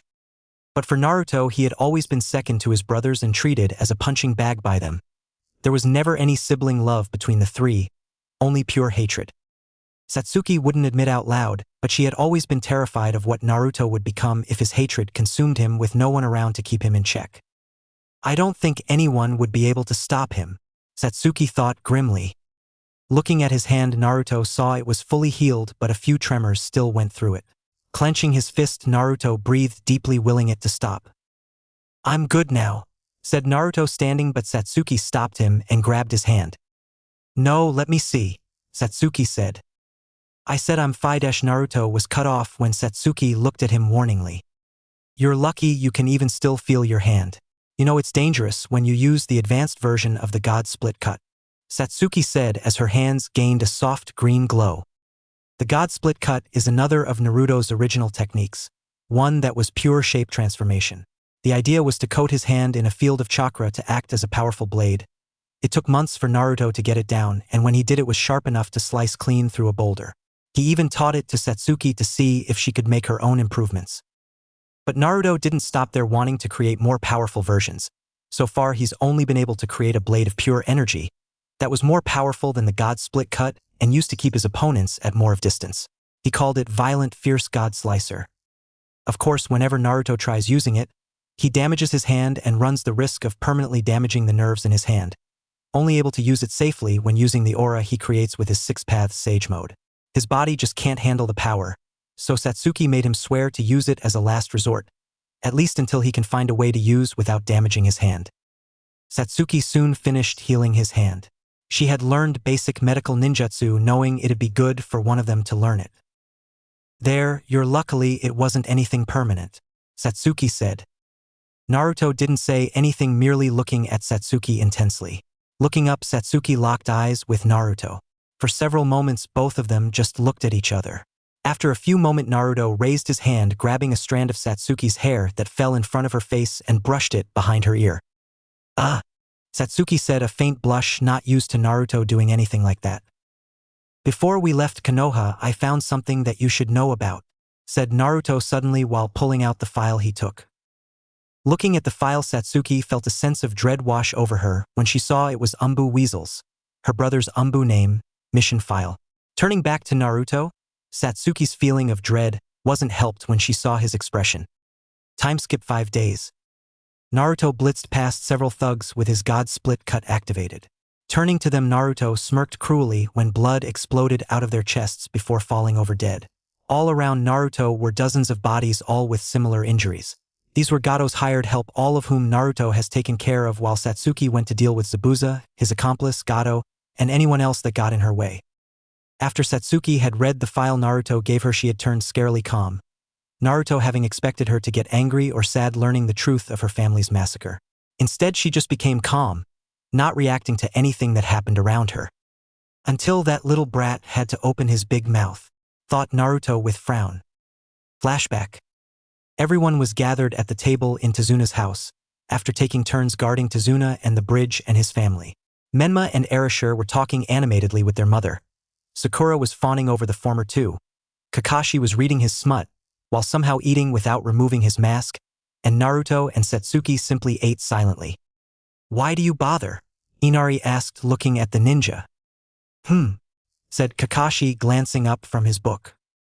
"Why do you bother? You can't beat Gato, no one can. You all come here act like you know anything about suffering, but you don't. You all live cushy and comfortable lives in your village. None of you know anything about suffering. So why don't you all just leave before you die?" Inari shouted. Suddenly, before anyone could react or say anything, Satsuki suddenly had Inari by his throat, slamming him against the wall. She glared at him with her Mangekyo Sharingan blazing in her eyes. "Little brats like you should learn to keep their mouths shut. Genjutsu, endless nightmare," Satsuki said, casting the Genjutsu. Not even a second later, the boy screamed in agony before slumping unconscious. Dropping the boy carelessly, Satsuki turned her glare to Tsunami and Tezuna, freezing them in place. "Learn to teach your brat to keep his mouth shut. Otherwise, I'll do worse than simply trap him in a nightmare world," Satsuki said, vanishing in a flash of lightning before anyone could say anything. End flashback. The genjutsu she had used wasn't anything too dangerous. It just trapped Inari in a nightmare world where he experienced all the pain and suffering Naruto and Satsuki went through in their lives. A sort of downgraded version of Tsukuyomi, where it feels like years in the genjutsu but only a second passes in the real world. But it doesn't leave the victim in a coma, just unresponsive for a few days and probably some lasting mental scarring depending on what Satsuki does to them in the genjutsu. Shaking those thoughts for now, Naruto grabbed two semi-intact bodies and pulled out two sealing tags.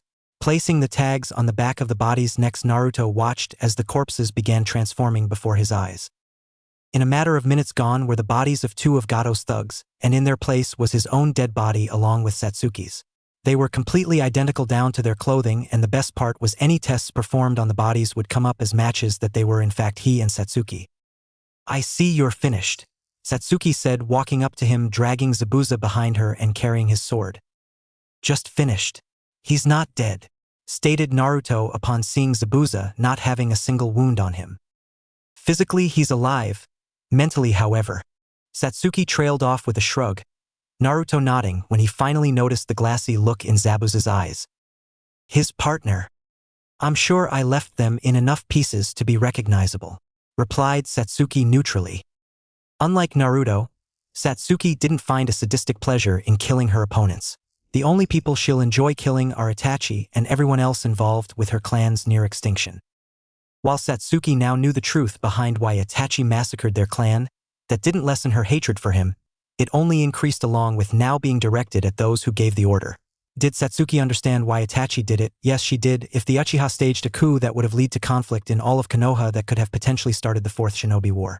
But that didn't mean she didn't think there could have been a better way. Instead, they killed all of her clan members, including the ones that had nothing to do with the coup, like the children, elderly, and all the others not involved. The only thing Satsuki wanted from Itachi was look him in the eye and know who it was that helped him massacre their clan. Then she'll drive a Chidori through his heart. Nodding, Naruto pulled out another seal, this one a modified explosive seal, and placed it on Zabuza's chest.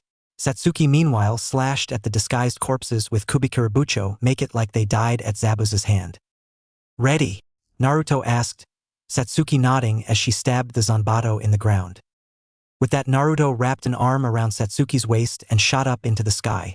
While he might not be able to access Six-Path Sage Mode, he still had access to several of its abilities, such as flight. When the two were high enough in the air, they both looked at Gato's compound. Without a word, Naruto made a half-ram seal, detonating the explosive tag he put on Zabuza. The effect was instant, as the entire compound and all the bodies were consumed in a massive fiery explosion, consuming everything it came in contact with. "That should get their attention," said Naruto, speaking of the Konoha ninja. "Let's get going. We have a lot to do, locating the other Jinchuriki, finding the person who summoned the Geto-Mazo, and whoever has the Rinnegan to keep summoning it." Satsuki listed. "One problem at a time. How about finding a way to seal the tailed beasts into something until we can locate the statue?" said Naruto, wanting to focus on one thing at a time. Very well. I believe it'd also be prudent to capture the Jinchuriki that aren't well liked in their villages. If they aren't liked, it'll be easier to take them and not worry about repercussions. Satsuki added. Then your best bet would be the Jinchuriki in Suna, Iwa, and Taki. Those villages either only use their Jinchuriki as weapons or don't care about them. It'd be best to avoid the Jinchuriki in Kumo, as they're not only liked, but the Hachibi's Jinchuriki is the Raikage's brother and can access a full-tailed beast transformation. Katsumi said from within the seal. While she was free, she could still freely enter and exit Naruto's mind, having learned the living conditions from eavesdropping on conversations between Kushina and Minato. Sometimes it was useful. Her previous host was the wife of a Kage. You never know what you'll learn. Grunting in annoyance, Naruto frowned at the last part. He would have loved to go against a fully realized Jinchuriki, but he knew his limits and wasn't about to go against an opponent that could crush him. It'd be best to go after the Suna and Taki Jinchurikis, since those villages only have one each, while Iwa has two, said Satsuki after a moment. All right, but first, what about something to keep the tailed beasts sealed in when we extract them? Naruto reminded. While they'd be able to seal Shikaku into an object, the Nanabi needed something stronger to hold it. I may have a solution, Katsumi spoke up. What is it? Naruto thought. The amber purifying pot. It's one of the treasured tools the sage left behind. It's able to record the voice of anyone that responds to the wielder. If you're able to get the Jinchuriki or my siblings to respond to you, you can seal them in the pot until you get the Geto-Mazo. Katsumi explained. Great. Where is it? Asked Naruto. Kumo, replied Katsumi while looking off to the side and began whistling innocently. Naruto's face went blank while his eye twitched. Of course it is, Naruto thought. Naruto relayed what Katsumi told him to Satsuki, who cursed silently that one of the possibly best ways to capture the tailed beasts was in the one village they wanted to avoid until they were stronger. How about for now we focus on increasing our own strength, and if we come across a Jinchuriki then we'll capture them and figure out things from there, Naruto suggested. That'd probably be best for now, agreed Satsuki. While they're both strong, compared to people who are Kage level or higher, they're still weak. Naruto could only hold his six-path sage mode for a few moments before he had to release it. He still needed to practice more mastering with style before it was strong enough to restrain a tailed beast, not to mention he's still working on a few jutsu he want to improve on, namely adding his other elements to his Raisin Shuriken, and a more powerful version of Spiraling Ring. Satsuki meanwhile needed more practice with her Mangekyo, as while she didn't need to worry about going blind, they still put a strain on her eyes. She could only really use Amaterasu effortlessly, being able to summon, extinguish, and manipulate the black flames. But Susanoo was still difficult to summon fully. So far she's only to summon the basic upper skeleton. If she wanted any hope of facing larger opponents, she'd need to work on creating a full-body Susanoo. She's also working on different for her Chidori, even working on a way to using natural lightning. They both realized they had a lot of work to do. Time skip 4 days. Konoha. Minato looked up when the door to his office opened, showing Kushina, Menma, and Arashi. The Hokage noticed that Kushina looked to have been crying recently. Kushina, you're back already. Why are you with Menma and Arashi? Shouldn't they with their own team? And where are your students? Minato asked with a frown. Kushina looking ready to cry again while Menma and Arashi scoffed. The idiot got himself blown up trying to fight Sabuza, sneered Menma. And he had to drag Satsuki along with him. Arashi said with a scowl that the loser got Satsuki killed. What? Said a quiet voice, getting the four's attention. Looking, they saw Narumi standing in the doorway. And Naruto and Ai and Sasatsuki are dead? Narumi said, looking at her Kasen pleadingly that it wasn't true. Unfortunately, her other brothers to take hope from her. That's right, brat. The loser finally did us all the favor and got himself killed, Arashi said cruelly. Yeah. Now we don't have to put up with that waste of space anymore, added Menma, neither of the two caring if they hurt their sister with their words, as both boys didn't like their sister for taking away attention that should rightfully be theirs. Narumi felt tears gather in her eyes at every word her mean brothers said. Naruto and Satsuki were dead. Gone. She'd never be able to see them again. Menma and Arashi continuing to mock Naruto didn't help, as Narumi covered her ears trying to block them out, but it was no use, as she couldn't block out what she just heard. Menma and Arashi's taunting of Naruto was suddenly cut off when Narumi let loose a loud piercing scream, while dozens of golden chains shot out of her back. The chains instantly shot out towards a shocked Menma and Arashi, and impaled into their arms, legs, sides, and every other non-lethal area of their bodies, while 2 chains stabbed both boys right between their legs, cutting away what made them both male. Both boys screamed in agony at being impaled by the chains and at the loss of their manhoods, though their screams were cut off when more chains wrapped around their throats, strangling them. Meanwhile, Minato and Kushina snapped out of their shock seeing their daughter activate her adamantine sealing chains and prepared to stop, but soon found themselves restrained by the chains as well, though thankfully not impaling them like with Menma and Arashi. They couldn't escape as their chakra was quickly suppressed, and they knew it was hopeless to try breaking the chains that are strong enough to hold the Kyuubi. Shut up! Shut up! Shut up! Shut up! Narumi screamed, glaring at them all through tear-filled eyes. This is your fault, Narumi said to her parents. If you had just trained Nissen, then he wouldn't be gone. But you didn't, you only cared about them, said Narumi venomously towards Menma and Arashi, who both started turning blue from lack of air. All because of some stupid prophecy by some stupid old toad that smokes all the time, Narumi said, remembering Naruto telling her the reason why their parents focused so much on Menma and Arashi. And now he's gone. My brother's gone, and it's all your fault, screamed Narumi, her chains lashing out wildly. And Narumi, sweetie, just calm do. Minato started only to be cut off. No, you aren't my parents anymore, and they were never my brothers. I only have one brother and a sister, and they're gone because of you. I hate you, Narumi shouted, running out of the office, her chains releasing the Namikaze family. Menma and Arashi hit the ground unconscious from lack of air and blood loss from their injuries. Minato quickly went to check on his sons and get them to the hospital. Kushina meanwhile curled up into herself crying, as not only she lost a son she's neglected, but also her only daughter. And it was all her fault. With Narumi. As she left the office, she went into the forest of death to calm herself down. How dare they, her former brothers, not care about Naruto and Satsuki being dead? She asked herself after showing her family what she can actually do. Until a voice called Narumi, as it was Anko who was the voice. Hey, what is a girl like you doing in this forest at night? Anko asked Narumi. Just trying to cool off, Narumi answered her. Why? Anko asked her. As Narumi explained to Anko about Naruto and Satsuki's deaths and that she disowned her family, even the physical abuses they did to him just for having the Kyuubi's soul inside him. Her brothers, saying that they were grateful that Naruto died but angry that Satsuki did. This made Anko very angry that she unknowingly changed into her level 2 curse seal mode, which scared Narumi a bit until she saw her scaly hands, and suppressed it until she became normal again. Calm yourself, Anko. Don't give in, she said to herself as she saw Narumi crying that her family would do that, and she knows the Uzumaki creed of family above all as she falls to the ground in sadness.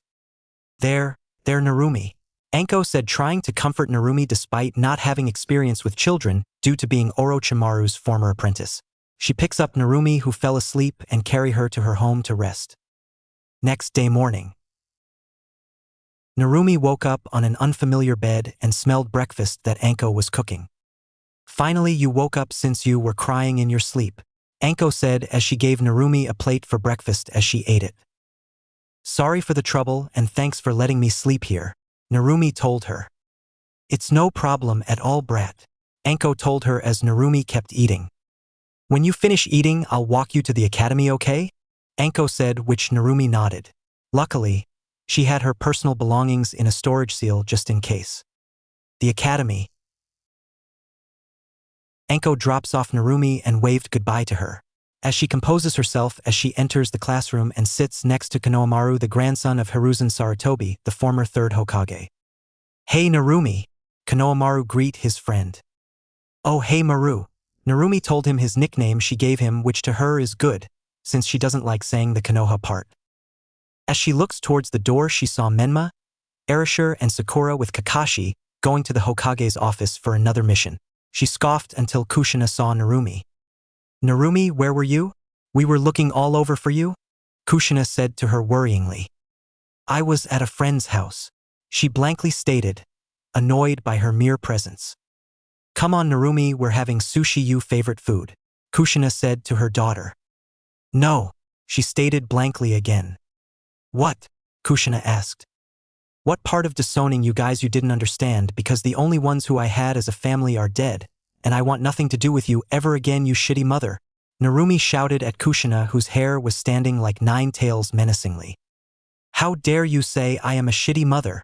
Kushina yelled until Narumi used her sealing chains on her to suppress her chakra. Of course you are. What kind of mother would hit her child for something he never did while his brother get away scot-free?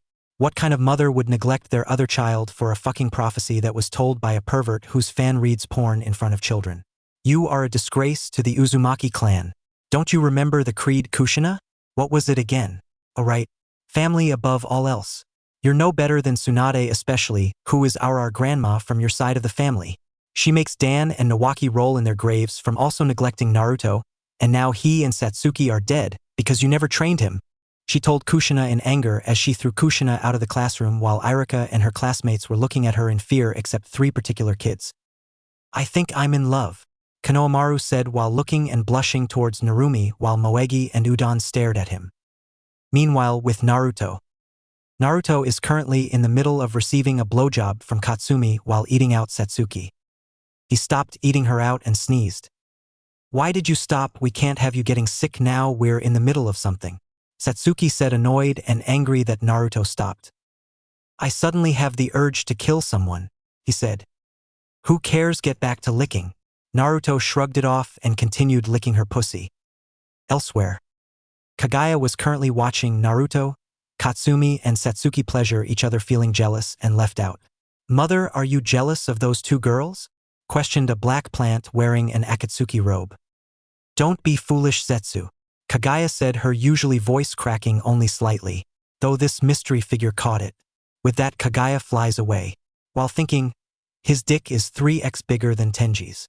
She thought with a slight nosebleed. It seems like I will have a new father soon. Yes, a father who has balls and can kill someone. Shut up, you, said the mystery figure to himself as he goes into the ground, going back to a certain orange masking wearing Uchiha exiting the scene. Elsewhere, Kiri. Mei Terumi Uzumaki, who is 1/4 Uzumaki, leading the rebellion against Yagura Karatachi, the 4th Mizukage, and the Jinchuriki of the Coral User Sanbai, the 3 shrimp-tailed crab-turtle hybrid who was the most weak-willed of the tailed beasts. Mei sneezed because someone was having the time of his life and heard Ao saying the typical "in my youth" shit. Mei told him, Ao, shut up or die, as he screamed like a little girl. Wave country. Let's see, the first place we have to go is Taki, Naruto said to Satsuki along with a newly resurrected Haku. Contrary to the popular belief about Katsumi is that even sealed she still can sense emotions from outside the seal. Especially from Naruto's great-great-grandmother Mito Uzumaki, also known as Goofball Hashirama Senju, the last transmigrant of Ajura Otsutsuki's wife, who nearly succeeded into making peace with Indra Otsutsuki's transmigrant and Satsuki great-great-grandpa from Makoto's side Madara Uchiha until Tobarama Senju ruined it. While Katsumi was sealed inside Mito, she could always hear from the outside when Mito gained the ability to sense negative emotions as a way that Katsumi have a bit of freedom inside the seal, and it had its advantages, especially from when Mito was helping Tobarama create his most famous jutsus like the Flying Thunder God, shadow clones inspired by Hashirama's wood clones, and the most deadly and powerful of all, impure world resurrection. A technique that can revive people if you have some DNA of the person you want but need a body to sacrifice, and the best part is that they are immune to genjutsu, have unlimited chakra, no need to eat nor drink, and can be controllable. When Katsumi told that Naruto, he was excited, so the first thing he did is summon a shadow clone as a living vessel while giving him blood of Haku Yuki, the last member of the Yuki clan of Kiri and former apprentice of Zabuza of the Bloody Mist.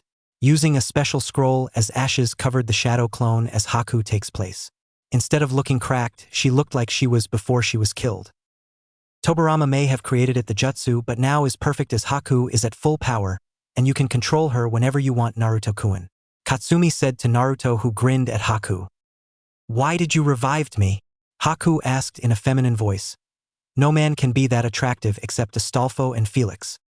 Because you have potential, and like us I sense that you also hate the shinobi system as you are the last of your clan now, and it was Konoha Nin that killed Zabuza, but I couldn't revive him since there wasn't any body found. Naruto said, giving her Kubikirabocho. You can also have revenge against the mist for slaughtering your clan. Satsuki told her, and Haku nodded as they have become their new masters. On the road to Taki. As the Naruto, Satsuki and Haku traveled to Taki in search of Komiai's Jinchuriki. I can't believe that Hashirama would do something so stupid and give a tailed beast to the village that wanted him killed, Naruto said in anger. It's like a tradition that every Hokage is worse than the last. The first hunted every tailed beast after Suna captured Shikaku, then sold them to other villages without asking them first and say that it was to promote peace. He was so gullible to give powerful beings and not think about they would use them against each other. Tobirama holding his grudge towards the Uchiha clan and made sure that they don't have a saying on anything. Hiruzen betrayed my clan due to fear of our sealing arts, letting Danzo and Orochimaru lived and even ordering the massacre of a founding clan. Naruto continued to rant. For years I hated Madara Uchiha for using his Sharingan to control me, but then I realized that it was Tobirama who pushed him to read the stone tablet in the first place. When Indra and Azura nearly made amends until Tobirama had to fuck it up. Katsumi said as her hatred is now directed to Tobirama now. Dear old dad never even let me visit Mikoto, who was one of the few people who actually accepted me for myself, and now she is dead, Naruto said while he shed tears while Satsuki got near him but tripped into something metallic. What the hell? Satsuki asked as she stumbles into a secret hideout. Satsuki, are you alright? You're not hurt, right? Naruto asked in concern as he was checking if she wasn't hurt, while she was blushing. He really does love me, Satsuki thought to herself. What is this place? Haku asked while looking at the secret lab as she saw two pods with people inside them. A woman with long blue hair with loops on the tips and pink streaks, and two beauty marks under her blue eyes, wearing a white long-sleeve turtleneck shirt with bishop sleeves and dark shorts with blue stars and a moon, and a planet with a ring around it, patterns, blue earrings, and black high-heeled shinobi sandals with two blue crescent moons and blue heels. In addition, wearing two blue bracelets on both of her wrists and matching rings on her ring finger and her pinky finger, and has pink nail polish on her fingernails and toenails. The other woman has long, curly, blonde hair and light purple eyes with yellow eyeshadow, with vertical lines running through her pupils and irises. She has a green tattoo of the Roman numeral 1 in the center of her forehead and wears yellow lipstick and matching nail polish on her fingernails and toenails. She wears a turquoise outfit with an exposed heart-shaped cutout on her back, triangle-shaped cutout bishop sleeves, a triangle-shaped cutout on her chest, white wrist cuffs, red triangle earrings, with black and red striped tights, and long white high-heeled shinobi sandals. When Naruto looked at the two women, he couldn't help but to blush and gain a boner. Give him some slack, what kind of man wouldn't do the same when seeing two hot women? As they looked around, they saw some files about Project Kara. Project Kara, what is that? Haku asked. Let me ask Kaguya if she knows about this, Naruto said as he started to meditate to talk to Kaguya. Mindscape. Yes, Naruto? Kaguya asked him. Hey Kaguya, do you know anything about Project Kara? Naruto asked her until she was silent and began to hyperventilate. No, no, no. It can't be him. I thought I killed him, she shouted. Calm down, Kaguya. Who are you referring that you killed? He asked her worriedly. Listen carefully, Naruto, to what I'm about to say. Kaguya composed herself. Beware of Ishiki Otsutsuki, who was my former partner when I came to Earth, and I don't know how he survived since I used my all-killing ash bones to take out his immortality from him, but what it concerns me is that he is still alive somehow. Kaguya explained her origins and that Otsutsuki never betray each other. Wait, you betrayed him? Naruto asked her. I never wanted to betray him, Naruto. Do you know how is it to go from planet to kill people and nature just for a chakra fruit? Even when I had to mark different beings before being eaten by the 10 tails as sacrifice for the clan. That is a tradition that I never wanted to do, Naruto, and I know is different from your shadow clones, but the feeling of taking someone's life and identity leaves you a bad taste every time. That's the reason why I never told those two disgrace of former sons. But I had to kill those humans because of them using my chakra, and Otsutsuki never share powers to other beings blindly without procedures like Hagoromo. Kaguya ranted as she calms down. Naruto just looked at her in surprise that she isn't the only one and that there are others more powerful than her. He suddenly hugged Kaguya. Don't worry, Kaguya, if your clan comes then we make sure to pummel them to kingdom come if they don't listen to reason. Naruto told her as she was shocked to him, saying that to her even with blood in her hands and learning his origins he demonstrated her what a true Otsutsuki knows. Loyalty. Thank you, Naruto-kun. Kaguya said as she kissed him as their tongues wrestled each other for dominance as Naruto was winning due to having practice. She kicks Naruto out of the mindscape. When I have my body, I will make Naruto defile me, violate me mercilessly as he shoot his seed all over me, she said while masturbating and sucking a huge carrot like it was Naruto's penis. Secret lab. As Naruto woke up as the other girls were worried of him. You took your time to talk to Kaguya, did you? Satsuki asked. We have to be careful with those two women since I sensed them that they are dangerous. Naruto told them as the two capsules opening revealing the two women known as Delta and Ada despite being a sadist that can kill anyone he wants but even he has his limits and these two women are way out of his league even if he gained access to Six Paths mode. So for now he will persuade them. As both Delta and Ada were going to attack but Naruto stopped. What are you doing in here? Delta shouted at Naruto while Ada was trying to use her charms on him and doesn't work at all meaning that he is an Otsutsuki like Ishiki but he looks too human. Another thing that Kaguya did to Naruto and Satsuki is to change their genetic coding into pure-blooded Otsutsuki since they renounced their humanity, and that she imprinted them the clan's very will of loyalty but it's a slow process as the bodies need to reconfigured slowly. Since having half-human children was her downfall before she was sealed. As even with a bit of human DNA they would be limited because she is afraid that Naruto and Satsuki will betray her. They grew horns but they hid it not to poke others but their skin and hair are still the same color and Naruto lacks the whiskers since Katsumi is freed. We mean no harm to you two since we stumbled here on accident while we heading to a near village. He explained until Delta by impulse tried to kick him but he dodged thanks to his negative emotions sensing he awoke a long time ago, which has come in handy when he was alone. Then Naruto created truth-seeking orbs to show that if they mess with him, then they will turn into ashes as both women understood and nodded as he reprogrammed them with help of Kaguya, so that Delta and Ada are loyal to Naruto. Well, it's better than being with Naruto than with Jigen. I hope then my brother Demon is alright. Ada said in concern referring to her younger brother that Amato separated from her. But she dodged it until Naruto summoned his adamantine sealing chains that he learned on his own, and also taught it to his sister Narumi from his torso to hold Delta as her chakra was suppressed. You know that I hate those chains, but you can use it on me for something more kinky, Naruto-kun. Katsumi said inside the seal as Naruto had to suppress a nosebleed as Delta became weaker as Ada throws the towel, since she knew she can't beat those chains.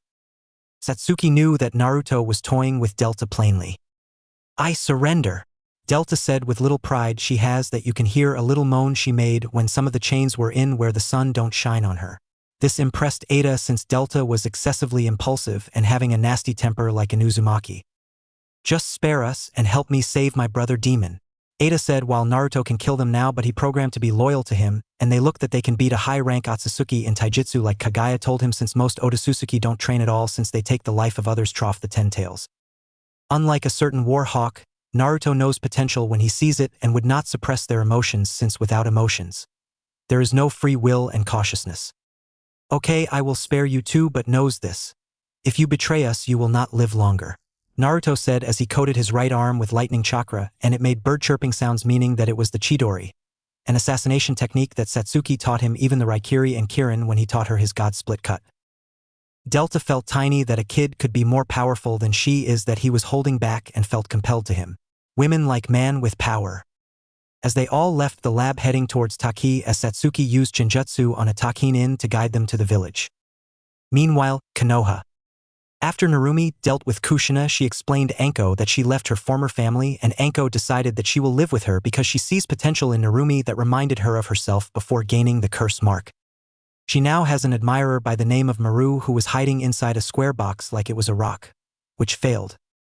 You can come out, Maru, she blankly stated. How did you know it was me?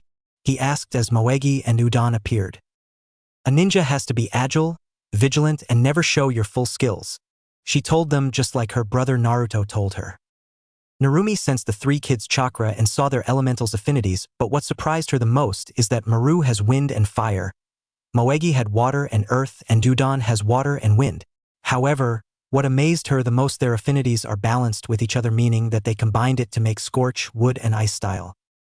Meanwhile with Naruto. Seeing a village near a huge tree with a waterfall around it was magnificent but it will be short-lived as they need to find the Jinchuriki of Chome the happy-go-lucky seven-tailed beast. This is Takigakure also known as the village hidden behind a waterfall and the only village to have never be invaded. Katsumi said in her human form while everyone looked at the calmed hidden village. As they are walking towards Taki, they hear screaming and they see a green-haired girl that was getting attacked by 5 people who would appear to be Chunin. Naruto, she is the Jinchuriki for the 7 tails. Katsumi explained. I guess we're helping then. Let's get this over with. Naruto body flickers down behind one of the men and cuts his throat open, killing him instantly. He grabs 2 kunai and cuts down 2 more, but was noticed by one of the Chunin attacking the poor girl. What the hell did you do to them? You're helping the demon whore, and for what? Now you have to die, the man said as he readied a kunai. Naruto narrows his eyes upon hearing him call her a whore. The only one dying here is you. The 2 men rush at Naruto as he blocks one man's kunai while knocking the other out of the other guy's hands. Naruto grabs onto his wrists, snaps it, breaking it, and embeds a kunai in the man's skull. The other man remains stupefied as he saw his friend get a kunai to his skull. Making use of moment hesitance, Naruto stabs a kunai in the man's gut and snaps his neck, killing him. Naruto looked over at the shocked girl and asks a simple question, not wanting to alert the girl that he knows she is the Jinchuriki 4 of the 7 tails. What was that about? Naruto asked, feigning ignorance. Hey, are you all right? Naruto asked the girl. Why did you save me? She asked Naruto. Because I know what it feels like to be hated and shunned. So what is your name? He answered to her. The name's Fu, holder of Lucky 7. Fu said sadly to Naruto. Naruto Uzumaki, former holder of 9, also known as Katsumi. Naruto said while pointing on his shoulder Katsumi in her small fox form, who waved at Fu. How can you bear it? Fu asked him. Because I have people that actually care and love me for who I am, and they keep me sane from the madness. He answered her as the girls blushed at the statement as Satsuki hugs him. I guess you are the lucky one, Fu said sadly. How about you joined us, Fu? He asked her. Really? She said as they nodded. But what about Taki? Fu asked, since she is a Takin and a Jinchuriki to this village that despise her for something she didn't have a choice. Let me handle that, but first let's meet your companion inside of you, Naruto said as he and Satsuki fist bumped Fu as they closed their eyes. Fu's mindscape. The mindscape was wide and filled with water. There were rocks formations surrounding Chome with his 6 wings and middle tail exposed as Kaguya appeared as he prepared a tail beast bomb towards her, but she absorbed it. How are you even here, you psycho? Chome shouted at her, which surprised Fu since Chome is usually happy-go-lucky most of the times and rarely spoke to her. I've come to make a proposition, Kaguya said as Chome gasped that he saw Katsumi here. How are you even here, Katsumi? Chome asked his sister. Simple, I am complete and free from Naruto-kun's seal. She told him since he remembered before they were captured by Hashirama that she swallowed Ginkaku and Kinkaku when Kumo wanted to capture her for themselves but survived for 2 weeks by eating the flesh of her stomach, gained some of her chakra after she regurgitated them, and took 4 of the 5 of Hagoromo's treasured tools that he created with his creation of all things and sealed them on their arms before Tobirama was killed by them, since Ginkaku and Kinkaku wanted to control Kumo due to the influence of Katsumi's chakra during a peace treaty between Tobirama representing Konoha and I the second representing Kumo to be allies, and since her soul wasn't present inside of them, they became so feral that the chakra was killing them due to her absence. That's why no person can use tailed beast chakra without the respective tailed beast controlling it, or at least most of it, unless the user has the Rinnegan to control the chakra. So what is the offer, Kaguya? He asked with venom on her name. Simple, I use a bit of yours and your siblings' chakra to revive the 10 tails so I can be physically alive and you can be freed, but we need the demonic statue to revive myself properly, she told him. What about humanity that we swore to protect to our creator Hagoromo? Chome asked worriedly as Naruto spoke up and filled with killing intent. When has he ever actually helped you guys? Sure, he created you from the 10 tails and Kaguya's chakra, but had he ever taught you guys from the good and the bad? He released you when people learned how to use chakra. He forsaken his own mother due to a toad telling him about her sacrificing people. Sure, it's bad, but humans by default with power that can easily corrupt them. Now tell me this. What is the most important thing that an Otsutsuki can't do? Naruto ranted to Chome. Never betray the clan. He answered in sadness, since it was true that Hagoromo and Himura betrayed them, as Kaguya smirked. Join us, Chome, and you shall never be used again, and this is an Otsutsuki oath, son. Kaguya told him, smiling, and her telling him son something that Hagoromo never said before. What Naruto and Satsuki learned about Otsutsuki is that they always put family above all, even if they do bad things to get what they want, as their loyalty is to family only. So you two are Naruto and Satsuki, right? He said and nodded. Can you please put your dominant hands up? He said as both Naruto and Satsuki complied as they fist bumped Komiai's hand as they received a bit of his chakra. Consider it as a deal on my part, he said as they looked at Fu. If he gets free, doesn't it mean that I will die? Fu said. Yes.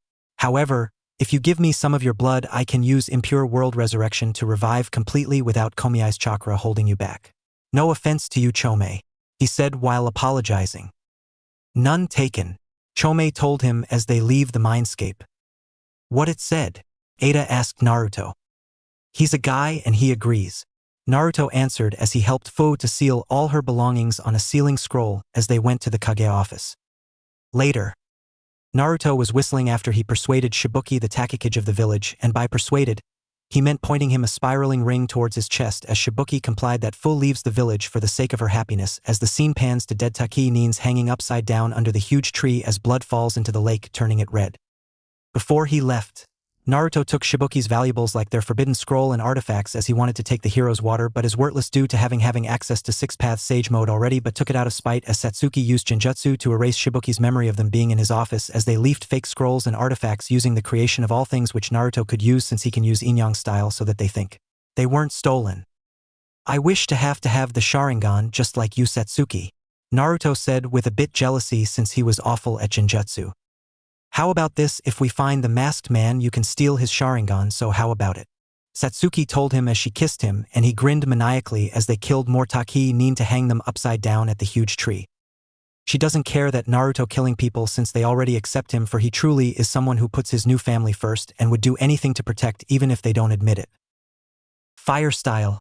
Kurwateo, Naruto shouted as he split chakra into fire to the huge tree into a symbol of a black sun, showing that a new group was here and brought fear and death in this village as Naruto smirked as his eyes turned red with black scara. Let's roll, girls, Naruto said as the group with Fu, who was smiling for real in years, as they left Taki with her new friends. Fu looked back smiling as her eyes completely turned red like Komiai's as she flips the bird at her former village. Konoha Hokage Tower. As a message hawk from Taki, who is the Leaf's allied village, left a message that someone killed various shinobis of Taki and hung them upside down under the giant tree, as that the killer left a symbol of a black sun. Who would do something so gruesome even by our standards? Minato asked Jiraiya. I don't know, Minato, but my spy network told me that someone took their Jinchuriki.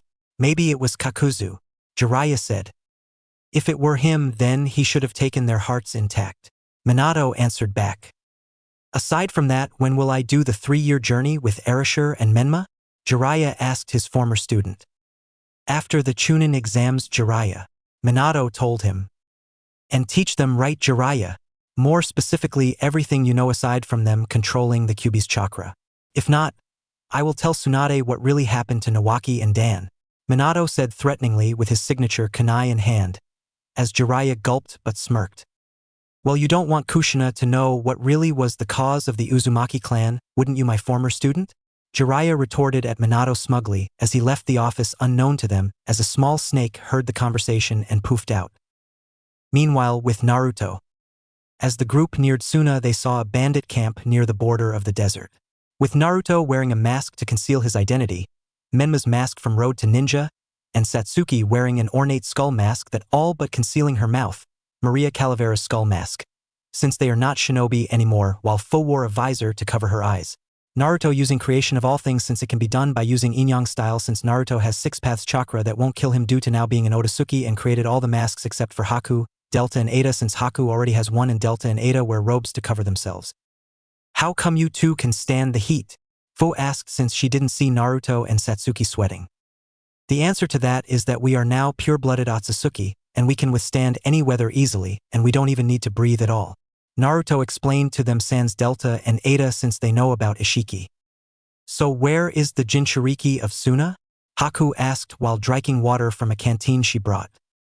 Shikaku is near. I can sense him that he is near in this very place. Strange. That he is tranquil since he always tries to threaten his Jinchuriki to release him.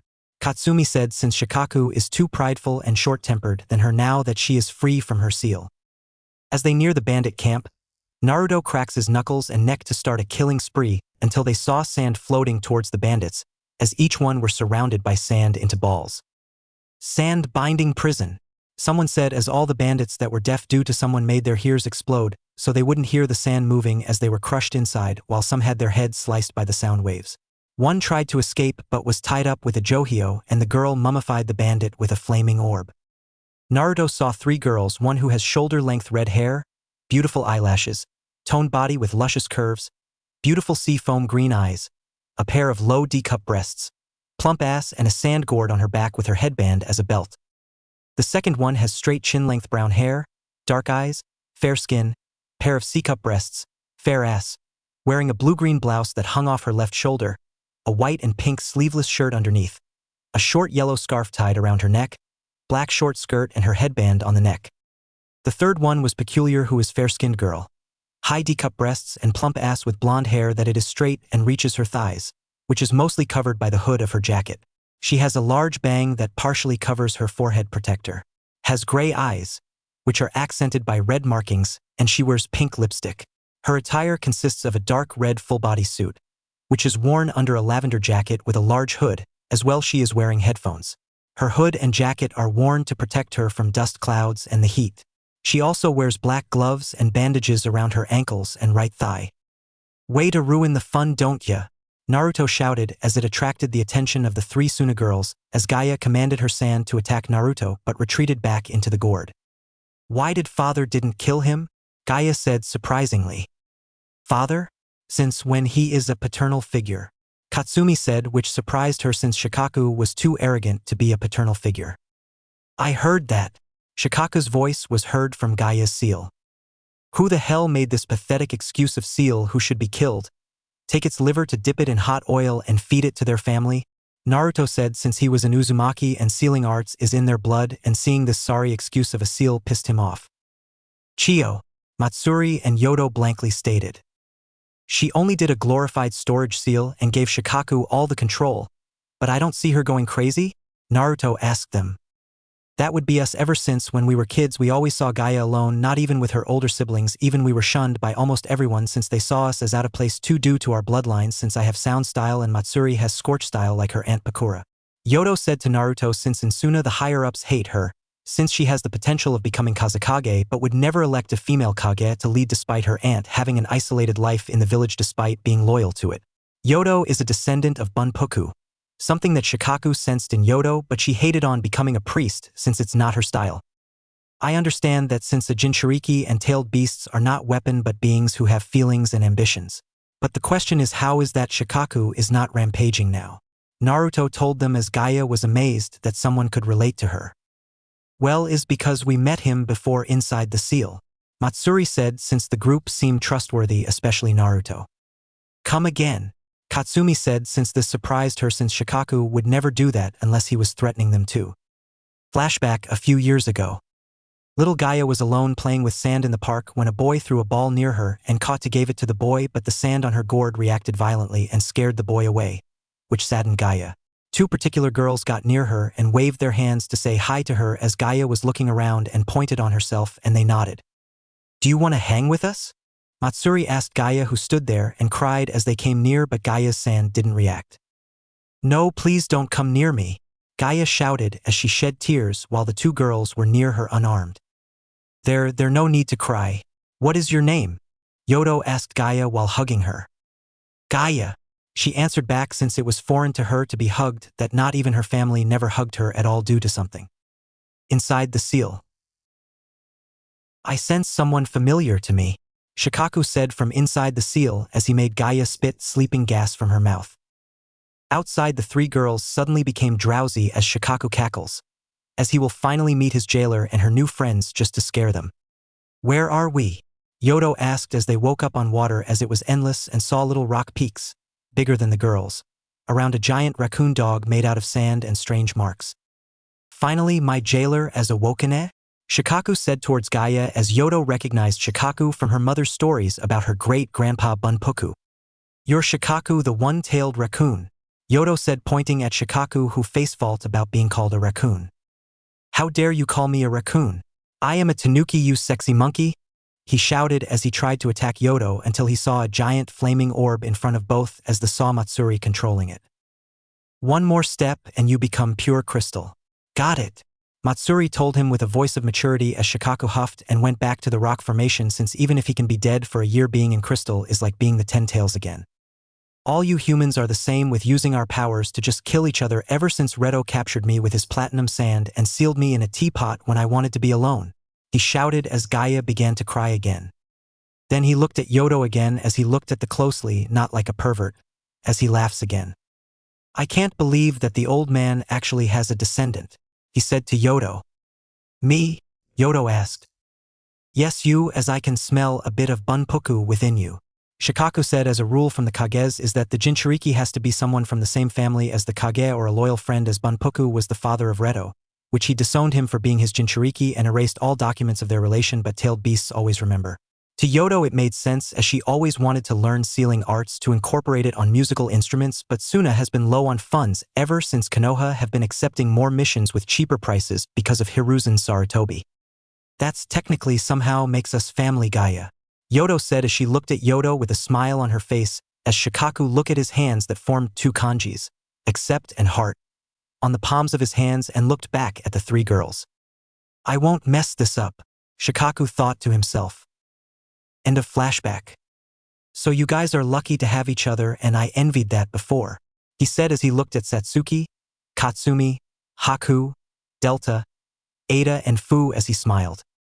Gaia even told them about her uncle killing himself because Raza ordered him, as he tried to separate her from her two best friends that Gaia nearly snapped and nearly left Shikaku gain control, but he didn't, and on that day they awaited the perfect moment to kill Raza and Chio, especially the latter for making a mockery of a seal that Yodo tried to fix her friend's seal, but an Uzumaki has the expertise to make fine sealing with ease. As she overheard from Gaia's older sister Temari from Suna, spies, that the last Uzumaki was Kushina Uzumaki, that despite the Leaf being allies of Suna, they didn't want to suffer the wrath of the Red Death after what she did to Kumo, Iwa, Kiri, and their own village on her own, as she is more dangerous than Minato Namikaze, and the only one equally dangerous as her was Mikoto Uchiha, also known as the demonic flame princess of the Sharingan, who was on the same scale as the Madara Uchiha, as was the only Uchiha to gain the eternal Manjikyu Sharingan, without changing her eyes that could make even the Kyuubi obey her with a mere glance.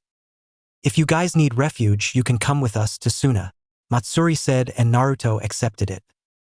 Suna Kazakage's office. We see the fourth Kazakage, Raza Sabaku, user of the gold dust, talking with the missing Nin created by a certain Warhawk, Orochimaru, and his boy toy, his right-hand man Kabuto Yakushi, as they were planning to invade the Leaf during the Chunin exams, as Gaia as the secret weapon during the third round of the exams.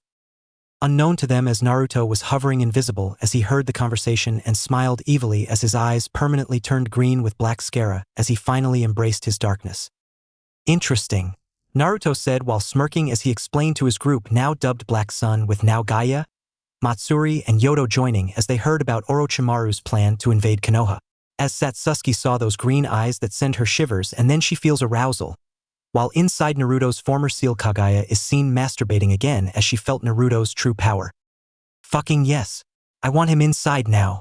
I need that hard rod on all my holes pronto, she shouted as she had a dildo on her pussy, with one hand fondling her breast to climax as she come on the water. Gaia's seal. We see Shikaku doing the finger pyramid of evil contemplation as he heard the conversation between Naruto and the girls. Excellent, this could be the perfect way to get revenge on Raza and Chio. Maybe I don't need to control Gaia again, as she can use my chakra now with ease, so I won't hold her and she can finally sleep peacefully from now on, Shikaku said to himself from within the seal. Outside the seal. Suddenly, Gaia's eyes briefly turned into Shikaku's for a moment. Konoha. Narumi waking up from her bed, since she now lives with Anko, since she has been more of a mother than Kushina, and Anko gave her the choice to become a summoner of the snakes, since to Narumi sensed something shady about the toads and Jiraiya. As they went to the Forest of Death, as Narumi summoned on her first try the White Snake Sage Hakuja and Aoda, as the former sensed greatness and potential to use Snake Sage mode in Narumi and Aoda, and Narumi stared each other intently as Aoda nodded as they reverse summoned themselves back to Ryuchi Cave. No one has even summoned the White Snake Sage Hakuja on the first try, not even Orochimaru. You must be something, Narumi, Anko commented as Narumi now wears knee-high kunoichi boots, a dark orange thigh-length skirt with a slit on the right side, a tight black short-sleeved shirt that exposed her midriff. Over top of that is an open short dark orange jacket with the Uzumaki swirl on the back in red, and on her hands are black fingerless gloves. "Thanks, Anko-chan," Narumi said as she hugged Anko, who blushes, but since No is there she hugged Narumi back. Suna. As Team Gaia with their sensei Baki and a new team, who is called Team Otsutsuki since their name is forgotten, until now consisting of Naruto with an alias named Tsukumo, Satsuki with an alias of Elrina, and Katsumi in her human form with their sensei Delta, whose taijutsu is far superior than Might Due and Might Guy using the 8 gates. Raza wanted them to join the village, but Naruto declined the offer, as they only wanted to get supplies and rest. As they journey through the desert to Konoha. "So what's the plan then?" Shikaku asked, who is on Gaia's shoulder, as he is finally outside the seal that has been replaced by a new one by Naruto, which he calls the Tori seal, meaning that Gaia can use Shikaku's chakra without going crazy, and Shikaku can come and go as he pleases, as Naruto took a bit of Gaia's blood to revive her on a later date, as Shikaku agreed on Kaguya's plan. Satsuki, Katsumi, and I go as a nomadic team to Konoha to participate in the exams up to the 2nd round, as we won't participate at the 3rd round, as we need to steal their forbidden scrolls and artifacts and replace them with fakes, since everyone in the village will be focusing on the exams, since this time all 4 major hidden villages will participate this time. Naruto explaining the plan. "Don't you mean 5? Matsuri asked as Katsumi facepalmed and shuts Matsuri's mouth, so that Baki doesn't hear their own plan that involves destroying Suna, as Naruto made bomb seals on important locations of Suna with Katsumi and Yodo, which has some requirements that it needs to meet for them to detonate, which are that once Team Gaia and Team Otsutsuki leave Suna for the exams after they replace their forbidden scrolls and artifacts with fakes, Tamari, Kankuro, and Pakura, when they go to Konoha to see their relatives, participate in the 3rd round, and finally Orochimaru killing Raza and takes his place as Kazekage, as a people even children will not be spared from the massive explosion that makes a 10-tailed beast bomb look like a raindrop. Shikaku wanted to personally kill Raza and Chio with his bare sandy hands, but he will settled with knowing them that they will be killed, along with the destroyed hidden village. Especially when Naruto put a very specific type of poison on Raza's drink during the offering of joining the village, that Naruto made a trigger event that when is met the victim dies instantly, as the poison disappears from the victim system after their death, so they can't track it, that not even poison experts can't deduct the type of poison since it was not actually poison at all. Which type I am referring to well is none other than 6 Paths Chakra, that is fatal to humans if they don't have a very strong body to possess, or a pure-blooded Otsutsuki, and is still deadly if the person still has human DNA. Team Gaia also escorted Naruto's group, so they do anything funny as they got far from the village. He asked Gaia and her team to join his cause to destroy the Shinobi system, as he spared Tamari, Kankuro, and Pakura for their sake, as they accepted because he sees them for who they are. He won't use them as tools. As Raza and Orochimaru were ahead of the teams, Naruto turned around to look at Gaia. "Hey Gaia, do you like fireworks?" Naruto asks her. "Yes, why?" she asked. 3, 2, 1. He said, as on cue a huge mushroom cloud appeared from where Suna was located, as it destroyed everything and everyone from the village who were there. Not even the children and elderly weren't spared from the destruction. "It's beautiful. No words for this poetic justice. Thank you, Katsumi," Shikaku said, crying tears of joy while hugging his sister, while Gaia was snuggling Naruto's chest as she felt his penis getting hard. "When we get to the hotel, I'll give you my virginity," she whispers to Naruto, who got a nosebleed, while she puts his hand on her chest to feel her heartbeat. "Whoa, the first girl who will have her V-card taken is me," Satsuki said in jealousy. "Now girls, no need to fight since he can make shadow clones for all of us when we get the time," Katsumi said, while Satsuki and Gaia pouted. Meanwhile, with Raza and Orochimaru. The shockwave hits Raza and Orochimaru as they stopped. "What the hell happened? We need to turn back," Raza asked angrily towards his guards as Orochimaru decides to kill Raza, but suddenly Raza fell down dead, which surprised Orochimaru that someone had one step ahead of him. "Whoever did that, thank you for the opening, and don't worry Raza, I will use your troops against Konoha. I hope that Gaia and her team arrived after they finished that escort," he said to himself as he sealed the Raza's body on a sealing scroll as the guards continue their journey to Konoha. Konoha. The teams finally made it to Konoha. "So this is where you lived, Naruto and Satsuki?" Ada asked both, who were trying to self-control themselves to not destroy it right now, as Naruto's stomach grumbles.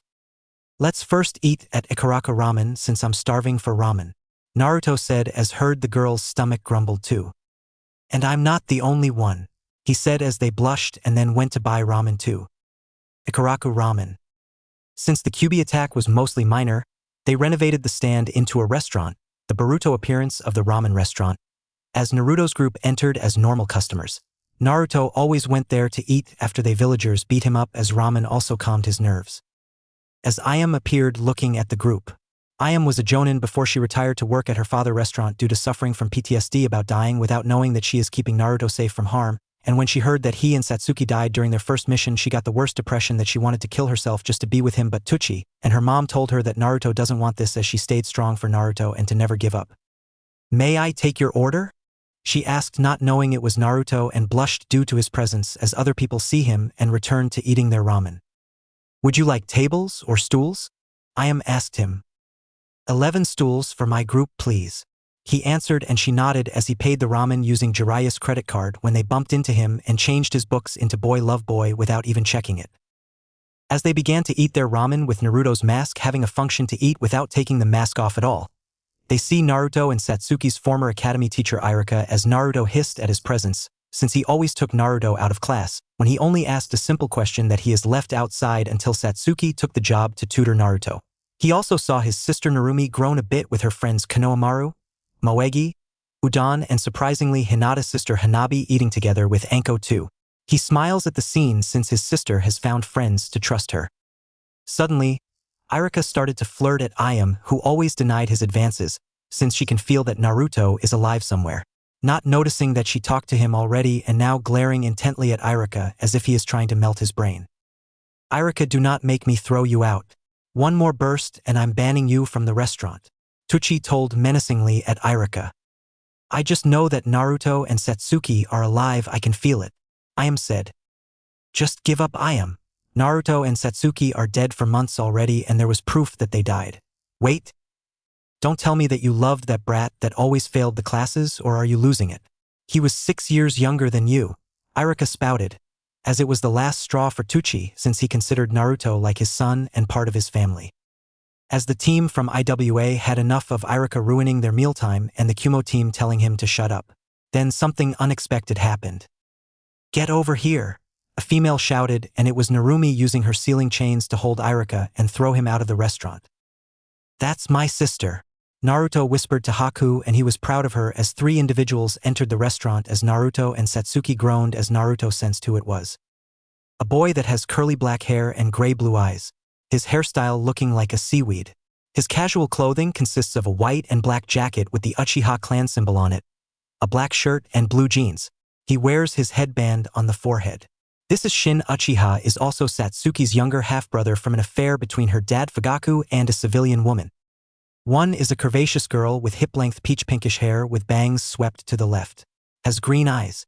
Her attractive body and outer personality has caused many people to become infatuated with her either immediately or soon after contact. In addition, she has large breasts and bust. Her dress/skirt combo white with blue ends around the skirt, as the dress show her cleavage, and a blue vest with the same design of her skirt and brown boots with heels up to her legs. This is Flare Haruno and Sakura Haruno's sadistic cousin, and the only competent one of Team 5 who is also an assault team. Wears her headband is on her left arm. The other girl has purple hair styled in an asymmetrical cut and brown eyes. She wore a striped blouse that was tied at her neck and waist over a dark blues dress that had a marking on the left sleeve but none on the right, which she wears along with a pair of dark pants and sandals. Wears a blue headband on her neck. This was Ami. The great Uchiha has arrived to this restaurant and demands to be served ramen, Shin said arrogantly to Tucci, who frowned. Who is that? Matsuri asked to Satsuki, who was fuming behind her mask. That is my half-brother Shin Uchiha, Satsuki said with venom in her voice, as she hates more Shin than Itachi right now, as Naruto comforts her. Shin gets close to Naruto's group as he looks at Gaia while Shikaku was growling at him. Would you go out with an elite Uchiha? He demanded to Gaia. Pass. She told him as he did the same thing to Matsuri and burned a bit of his seaweed-like hair as he puts it off, and those the same to Yodo, whose uses sound style. Discord screech that creates a controllable but powerful scream that flings Shin out of the restaurant with Ami following suit while Flare just looked at Naruto directly as she licks her lips sensually. Do I know you from somewhere? Like you are familiar. Flare asked Naruto, who was sweating bullets behind his mask, since he doesn't want anyone that he and Satsuki faked their deaths, as Shikaku did something undignified and impossible. He peed on Flare's boots. Ah man, now I have to wash them. I will know who you are eventually. Flare left but winked at Naruto as she leaves. Thanks for the saving Naruto, bro. Katsumi thanked Shikaku. No problem, he said back. I also sensed that Matatabi and Son Goku are here in this restaurant. Katsumi whispered to Naruto's ear, as he was pinpointing them as he saw two particular women. The first has short, black hair and eyes, which are accentuated by her eyelashes running upwards at the corners. She wears the standard attire of the Iwanin, consisting of a red uniform with her right sleeve missing and a lapel over her right leg, the brown Iwagakure flak jacket, fishnet tights and a skirt over them. She also wears regular Shinobi sandals and a pair of gloves. This is Kuratsuchi Kamizuru, granddaughter of Inoki Kamizuru the third Tsuchikage, also known as Inoki of both scales, second known user of dust style after his mentor Mu and the oldest active Kage in history so far. She is also the holder of the king of Sage Monkey Son Goku, the Four Tails Monkarilla of lava style. She became a willing sacrifice after Minato killed her mother during the Third War, as she focused all her life to become strong to kill Minato in a slow and painful death after taking everything from him. The other woman has long, straight, blonde, hair bound with taut bandages, dark eyes, and she wore red lipstick, wearing a short-sleeved black and purple blouse, black pants, both of which had a design similar to clouds on them, purple fingerless gloves, and a chain of blue beads wound around her left hand. Wearing the standard Kumogakure forehead protector, sandals, and a kunai holster, which was strapped to her right thigh. Also wearing bandages around her arms and legs as well as a red belt around her waist. This is Yujito Ni, older sister of Samui, and Atsui Ni, and holder of Matatabi, the two-tailed blue-flamed cat.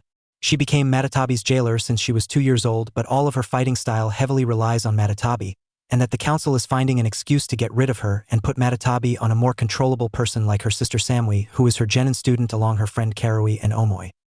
Elsewhere in Konoha, Kakashi was walking by after Jiraiya accidentally threw the Boy Love Boy novel as he picked it up and read it. I can believe that Jiraiya made this book so quickly, Kakashi said as he saw Might Guy next to him. Hello, my youthful rival. What are you reading? Guy asked Kakashi. 1 hour later, as both finished reading the book. My eyes! My eyes! Kakashi shouted like a little girl as Guy took the book to show it to Rock Lee while shouting youth, as he not noticed that the book slipped up from his hands. Danzo noticed the book, picks it up, and he opens it. He got a nosebleed and went to his root HQ to read the book in peace.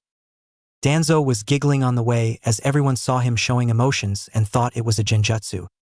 Katsumi was sensing something familiar under Konoha, but it was blocking her to pinpoint it exactly what it was. It wasn't easy being walking without Naruto in the village where I was sealed for more than 50 years ever since Hashirama put her to sleep after he freed her from Madara's control, and then sealed her inside of Mito, always telling her speech about love, but never even look me in the eye to have a civil conversation or treat her like a decent being. Then poisoned Kushina's mind to make her think that I was the villain. Having chained to a floating molted rock with wooden stakes on my tails and chest and not even giving me the chance to tell my side of the story. However, what I hate the most of it was Hashirama saying to me that I was dangerous to run loose. Neither of her siblings had attacked people first. It was always them who start the assault. Katsumi said to herself as she walked around the village as she children playing on a playground.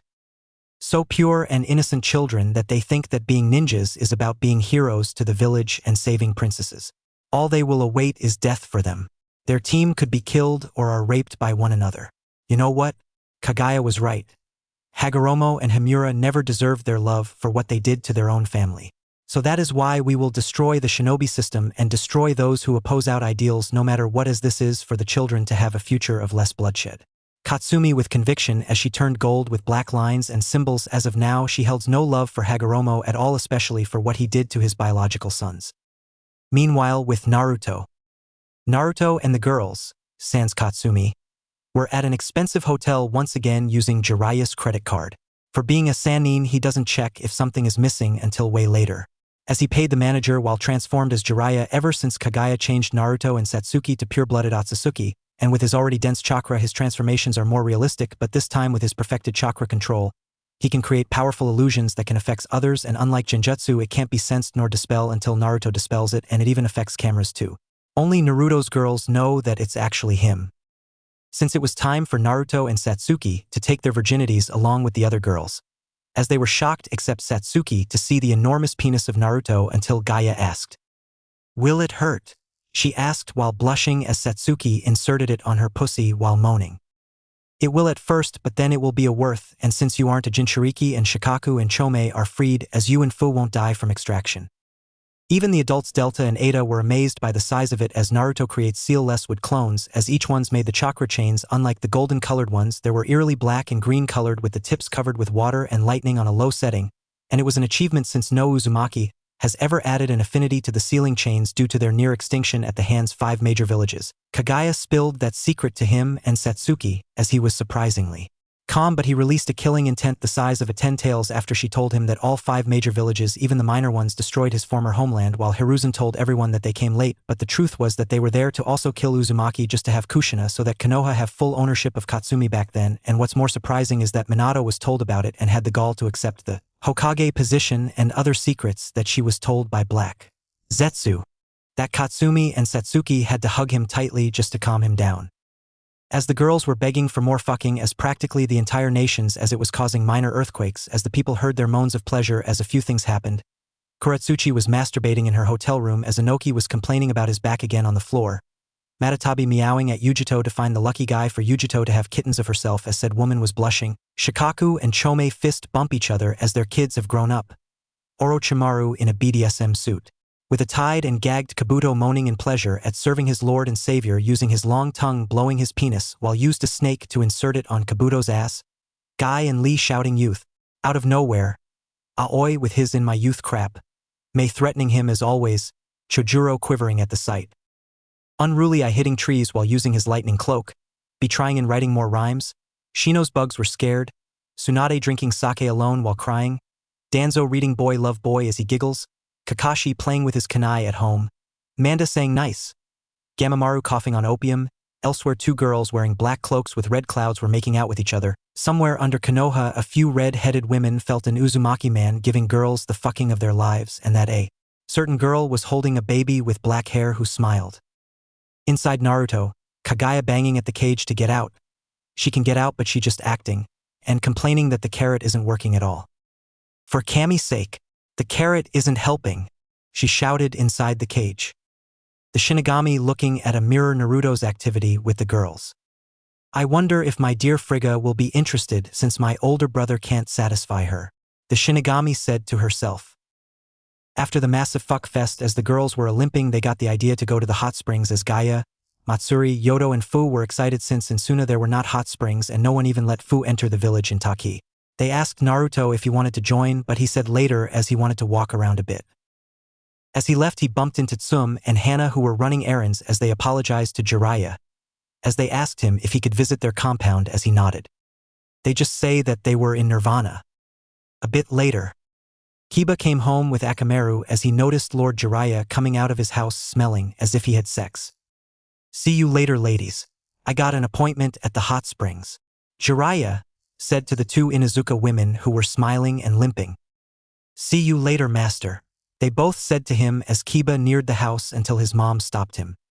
What hell, mom? He shouted at her. You watch your mouth, pup, Tsum told him as he gave him bath supplies, her and Hannah's spare clothes to take to the hot springs.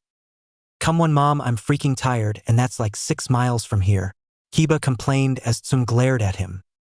Stop complaining, pup, and go, Hannah told him as Tsum gave him extra money for food. I'm not cooking, so get going or let the dogs out, she told him. Yes, mom. Let's go, Akamaru, Kiba said as left to the hot springs. As Kiba was out of sight, Tsum closed the door as both women pass out as cum was dripping from their pussies and asses. At the hot springs, as the girls were testing the waters as Katsumi who came back, Fu and Gaia were in bliss as they never even been inside of a hot springs despite Katsumi being sealed inside Mito and Kushina before, but this time she is actually enjoying it on her own. Even Shikaku was wearing a swimsuit so he doesn't contaminate the water with his body. Now this is relaxing, Gaia said for the first time as Shikaku was showing her how to swim since in Suna water was for drinking, bathing, a washing only. You know what, joining you guys were the best thing that has happened in all of our lives, Yodo said while groping Haku's boobs and making out with her. It was calm until the girls felt lust from boys who were peeping them in the forms of Jiraiya, Kiba, Irika, Shin, Menma, Arashi, Kakashi, Asuma, and surprisingly Neji. How did you get in here quickly after seeing my mom and sister? Kiba asked Jiraiya, who was trying to do research for his Make-Out Paradise books. Huh, Jiraiya said to him as Katsumi whispered the girls her plan as they nodded. Hey girls, who about later we go to the Blue Oyster that just opened this week as they have the greatest salad bar of all Konoha after we finished the bath. Katsumi said as the perverts heard her as they somehow left as if they used the flying thunder god to the Blue Oyster. Hook, line and sinker. They always fell for that. Katsumi said as the girls, Shikaku and Chome laugh. As they all know that men will always want to date girls unless they are gay, and they will have a huge surprise when they get there. The Blue Oyster. Wait a minute, this isn't a salad bar? This is a gay club, Asuma said as he sees bearded men wearing leather and uniforms. One man saw Kiba and took him to dance. Thank Kami that I didn't bring Akamaru here, Kiba said, as the man he was dancing with was becoming a little handsy to Kiba. One was touching Niji's face as if it was porcelain as the man who was wearing a leather collar and dressed in drags licked his lips as Niji was quivering. I think it's fate that I dance with you, isn't? Niji said as he began to dance with the man. Jiraiya and Kakashi were trying to leave as a seal was placed outside as we see Katsumi, who placed was grinning, as she left blending into the ground through mayfly since the tailed beasts were the 10 tails before as Kaguya awoke Shikaku, Chome and Katsumi's with style. As for her other siblings, they haven't realized it yet. Back to Jiraiya, Irika and Kakashi saying to please be gentle with them. The less about Shin the better, and that he awoke his Manjiku Sharingan inside the club that involved a threesome and no longer being a virgin. The next day, Konoha's cemetery. Naruto and Satsuki were present to put flowers on Makoto's grave as Naruto commenting that she was the best mother he ever had before Itachi killed her as they went to Yugao's grave, who died on a mission outside the village, and she was the most loyal ANBU that protected Naruto most of the times, Izumi, who was like a sister to Satsuki, and last to Rin's grave, who died sacrificing herself for the village from Isabu being unleashed. But they were angry that Kakashi took the easy way out instead of taking her to Minato using the flying thunder god Kunai that he gave to Kakashi to apply a new seal on her. Instead he used the Chidori to kill her as Obito saw the last part without the context. However, they noticed that the flowers that Kakashi leaves are missing again. Satsuki, he was here, Naruto told her. Who? She asked as he was sensing his surroundings if he was still here hiding but isn't. Obito, he said with venom at the person who unleashed Katsumi from Kushina when he was born. Don't worry Naruto, let him live for now, and when the time is right we'll take everything from him, Satsuki reassured him. They saw their friend Yakumo crying in front of her parents' grave while muttering being sorry for killing them. As they neared her, Satsuki made a potent genjutsu to cover themselves until Yakumo sensed the genjutsu, thinking it was her clan trying to kill her again, and turned into a being with fair skin complexion, horns of a ram, small fangs also becoming smaller, almost to the point that they only barely protruded from under her upper lip. Her eyes, that cat-like appearance, now has a pinkish color. This Yakumo's Ito, who formerly held of all of Yakumo's bloodline that was sealed by Kushina after Kurinai Yuhi stopped helping her due to her weak body that wasn't strong enough for ninja business, and began to resent the Yuhi until she met Naruto and Satsuki as the three confronted her Ito, as they helped Yakumo come in terms with herself, as Ito was always a part of her and hug Ito. Who are you two before I kill you with my life like genjutsu? She said with a demonic voice. Whoa, calm yourself Ito, we don't mean no harm to you or Yakumo, Naruto told her as Ito recognized the heavenly voice that always calmed Ito down. Naruto? Satsuki? I thought you two were dead, Ito said as she changed back into Yakumo. What happened to you two? She asked them as they explained why they did and their goal to destroy the Shinobi system. Do you know how much we missed our first real friends? Yakumo shouted at them until she kissed Naruto and Satsuki as Yakumo was becoming horny. Let's take it to a training ground, shall we?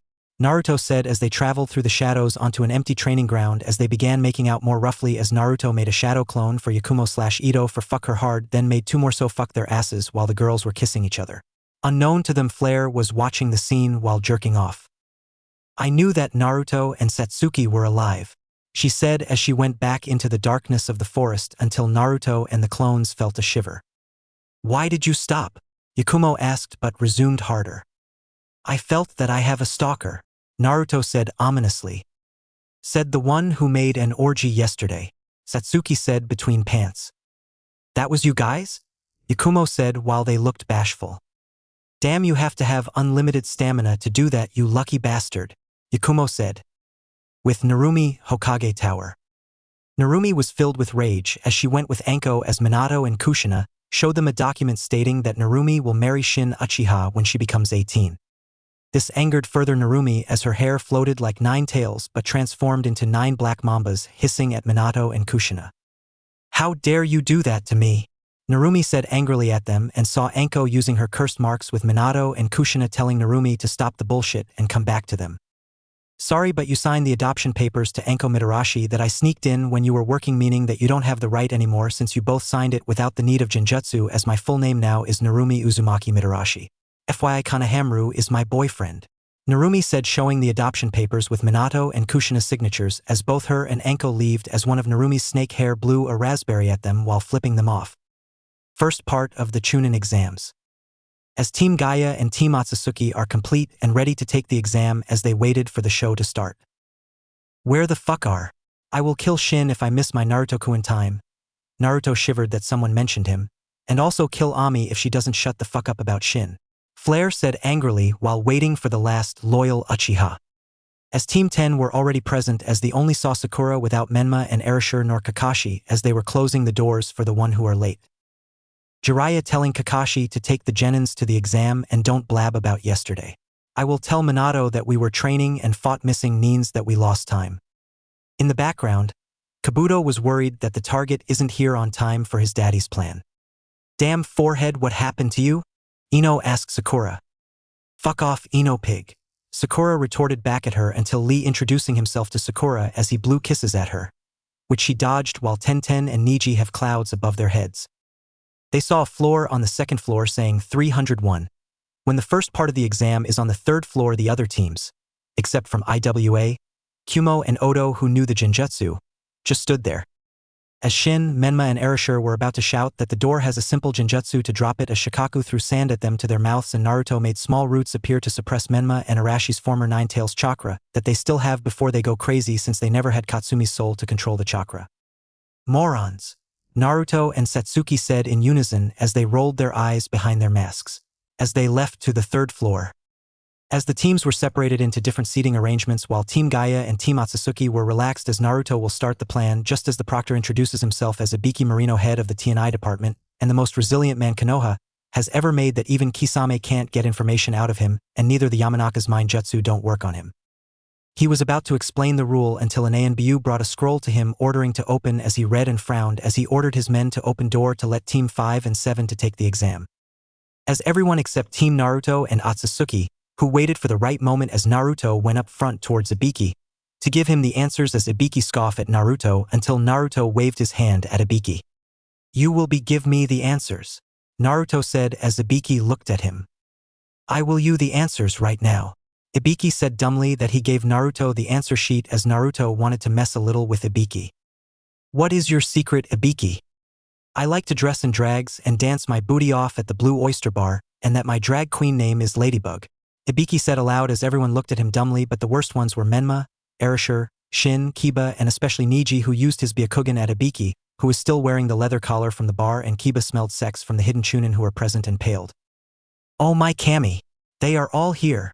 Kiba screamed as Niji and Shin paled as they were on the floor cradling and crying himself, thinking that it was a Genjutsu but is not.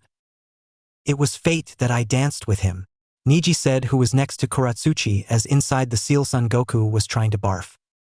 Naruto freezes time briefly to create copies of the answer sheet to Satsuki, Katsumi, Gaia, Matsuri and Yodo and Shadow clones to give them the papers as he unfreezes time and told Ibiki that he won't remembered what he said, who nodded dumbly. What happened? Ibiki asked as most of the genins were trembling as Team Gaia and Team Otsutsuki answered their 9 questions perfectly. Now for the last question, since it decides your fate to continue, he told them as a few teams decided to quit. As those who are left, he congratulated them as they passed the first part. That's an outrage for the last Uchiha, Shin screamed. Yeah, and I'm the sage of 6 paths. Now get out, Ibiki shouted at Shin. Suddenly Anko appeared through the window with the banner of her being the second proctor of the exam. Here is the one, sexy, sadistic and single Anko Mitarashi, Anko said, introducing herself. You're early, Hibiki told her. Whatever you say, Ladybug, Anko said, ignoring him, which made Kiba and Niji nauseous as they run towards the bathroom to vomit, as Lee tilted his head, while Tenten shrugged at him. Anko saw Naruto and stared at him as if she knew him. Why we didn't see Asuma-sensei today? Shikamaru asked Kiba. He was giving us a tips about using wind style in our attacks. Kiba answered quickly. Troublesome, Shikamaru said as Ino was fuming and Choji eating a bag of chips. Jiraiya's home. We see one of the fetish trio, Jiraiya the imperfect toad sage, which he can't do on his own. Konoha's reliable spy, which is debatable. A proficient seal master, I doubt it. Author of Make Out Paradise is only pure smut. A dead last, by choice. A moocher, which is true, and super pervert, a known proved fact from various witnesses. Waking up from his usual dreams about Tsunade, who still rejects him all the time. Doing his morning routine of taking a shower and brushing his teeth more constantly due to the incident at the Blue Oyster Bar. Hate mail, bills, bills, bills, the police. What the fuck? He screamed as he got more complaints of people heard him having an orgy, that everyone on the Elementals nations heard him, and that one of them is the youngest daughter of the Kazekage and granddaughter of the Tsuchikage. Oh hell no! Jiraiya yelled after he read the mail as he runs towards the Hokage's house with his towel still on that it never flew off him as people were covering their children's eyes. Hokage's home. Minato and Kushina were not happy at all. With Naruto dead, which caused a rift on the family that made Narumi, disowned them, and that Menma and Arashi are becoming too arrogant for being heroes of Konoha. Calm down, Kushina, Minato told her, but became more frantic. Calm down. How can I calm down when my own daughter disowned us, Minato? Don't you remember our clan's creed of family above all, like Narumi said? Kushina was arguing with Minato until he snaps his fingers as Kushina got quiet. Yes, master, Kushina said, emotionless as Minato cups her chin and rubs his hand on her face. It's a shame that the real Kushina couldn't be controlled anymore. Last time I tried to apply the seals on you, it burned off. Now Kushina, how is Mito in progress? Minato said to her. Subject Mito is ahead of schedule, life signs are excellent, and her chakra has perfect control and is due to 6 months. Kushina answered him blankly. Excellent, with my blood along with the Uzumaki and Uchiha DNA to create the perfect being that can surpass even the Sage of 6 Paths. So fuck the daimyos, Kages and the council, as there can only be one ruler, no emperor of all the elemental nations, and that emperor will be me. Ha ha ha ha ha ha, Minato said as he briefly looks like Tobarama Senju. On the other side of the room, Black Zetsu heard everything as he left to tell his mother. Entrance to the Forest of Death. As the teams that passed the first test now are outside of Training Area 44, also known as the Forest of Death, which Hashirama created with his wood style after he was blowing steam when Madara left the village. As anything and everything inside can and will kill you. Various teams are present, even from minor villages like AIM, Kyuso, and major like Yujito's team, Team 5, 7, 8, 9, 10, and 2 teams from Odo.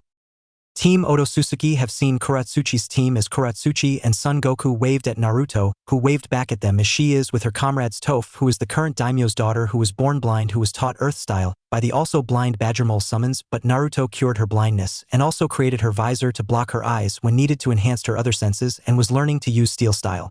The second is Azula, who was an orphan from Kumo who stumbled into IWA years ago, who is very proficient in fire and lightning style, that she even learned the lightning cloak but in white. She is as sadistic as she can be, that she is not even afraid of death, that she practically became a pseudo-bodyguard to Kuratsuchi and always demanding perfection. Flashback. On a training ground, Kuratsuchi was training alone like most of the time with wooden dummies that has Minato's face as she throws kunais made out of dust as she is trying to perfect the second Tsuchikage's dust style to make it small, consecutive, and less draining of her chakra. Then she heard someone spying on her. She spits lava towards the watcher as he flashes next to her, which scared her. I never knew that Inoki's granddaughter knows dust style, and the fission jutsu with able to still use the taxing dust style of the non-person Mu. Naruto said, surprising Kuratsuchi.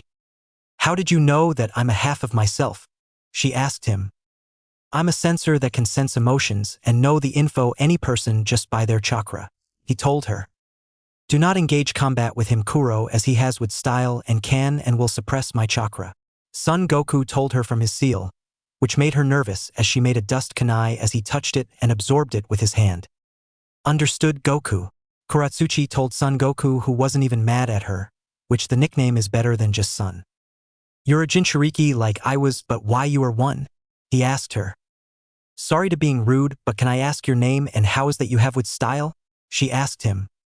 Okay, as I go by the name Sakumo, and as a sign for your trust one will show you my face, but don't tell anyone, not even your grandfather. He said as she nodded as Naruto took his mask and was amazed at his face and the black scara filled with darkness but filled with protectiveness and gentleness of his green eyes. However, something is familiar of the face as if she wants to kill him. As Naruto senses her anger, he puts his mask on. Think of my hair as blonde with normal blue eyes, he told her as she think as the statement shocked her.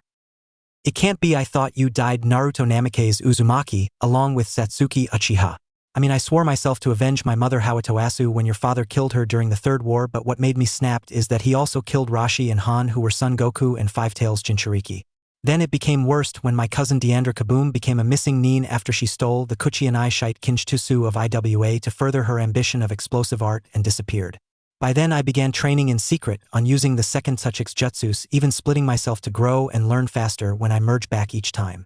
She said as Naruto looked stunned that his former father would stood between Orochimaru and Danzo Low. But alas, he was a war hero to Konoha, but to IWA he is their boogeyman. Kuratsuchi, I know where she is, but I don't think that you can go to her just yet, he told her. Why not? She asked while she narrowed her eyes as Satsuki appeared and used the Sharingan on Kuro, who became sleepy as they went into her mindscape. Kuratsuchi's mindscape. It was very hot due to having multiple volcanoes and somehow they were sweating and they are Otsutsuki. This is the first Jinchuriki mindscape that doesn't have water in it. Thanks for the compliment, boy. Son Goku said to both as Naruto explained their plan to both Kuratsuchi and Son Goku as the tailed beasts accepted the plan. As Naruto released the seal of Son Goku and gave a bit of their chakra to Naruto and Satsuki before they left the mindscape as Naruto took Kuro's blood to revive her. He creates a shadow clone, gives the clone the special scroll as ashes and dust covers the clone as a fully revived Kuratsuchi takes its place as Son Goku stand on her left shoulder. I even gave you a little surprise for later, Naruto told her as he and Satsuki left. Before you go, can I have a date with you? Kuratsuchi asked to Naruto, who actually made a genuine smile at her as they left to have fun, as since for the first time in years Kuratsuchi has actually found happiness. I'll be delighted, Kuro, Naruto said to her using her nickname as she blushed for the first time as she found someone for her, as Son Goku was happy that Kuratsuchi found a worthy mate. End of flashback. The Konoha team's amazed of Kabuto's ninja info cards as Shin demanded info on Gaia Sabaku, Rock Lee, and Tsukumo. Kabuto saying that her team completed an A rank without injuries and is a user of magnet style. Rock Lee was born with a condition that enables him to use chakra, and Tsukumo is blank as if he doesn't exist. The teams were shocked that Tsukumo doesn't have info as Naruto glared at him as a snake got out of Kabuto's ass as the girls said you. Moreover, the girls stepped away from Kabuto. Anko was explaining the rules and gave forms to each team to sign that Konoha isn't responsible if anyone dies inside the forest. I'm not afraid of anything inside that forest at all, Naruto said as a fact. So we got a tough boy here, aren't ya? Anko said as she threw a kunai towards Naruto, who didn't even move as it penetrated his mask a bit and cut his left cheek, then passes next to a Kusagenin as Anko shunshin behind Naruto as she licks his blood. You blood is kind of familiar? Do I know you? She asked Naruto until he swifts behind her and steals her panties without her knowing. You smell like a virgin. Black panties with a teddy bear face on it. How adorable, Naruto said to her as he fingers her pussy as she come in front of the other people and tasted her juices. I'm not adorable. I'm a badass kunoichi, she said while trying to do a straight face but couldn't do it due to Naruto using a bit of lightning chakra while making his fingers vibrate her pussy. Yummy, Naruto said as various girls were blushing and being aroused by his boldness while the guys, except Shino as his bugs were screeching, Lee, Niji, Kabuto, and Orochimaru, were angry that this no-name bastard was making a special jonin moaned in front of them. Mate with him again, Kuro, Son Goku said to Kuratsuchi, who blushed as Toph and Azula saw her blushing. as Anko readies another kunai to stop Naruto until the Kusa gave the first kunai back.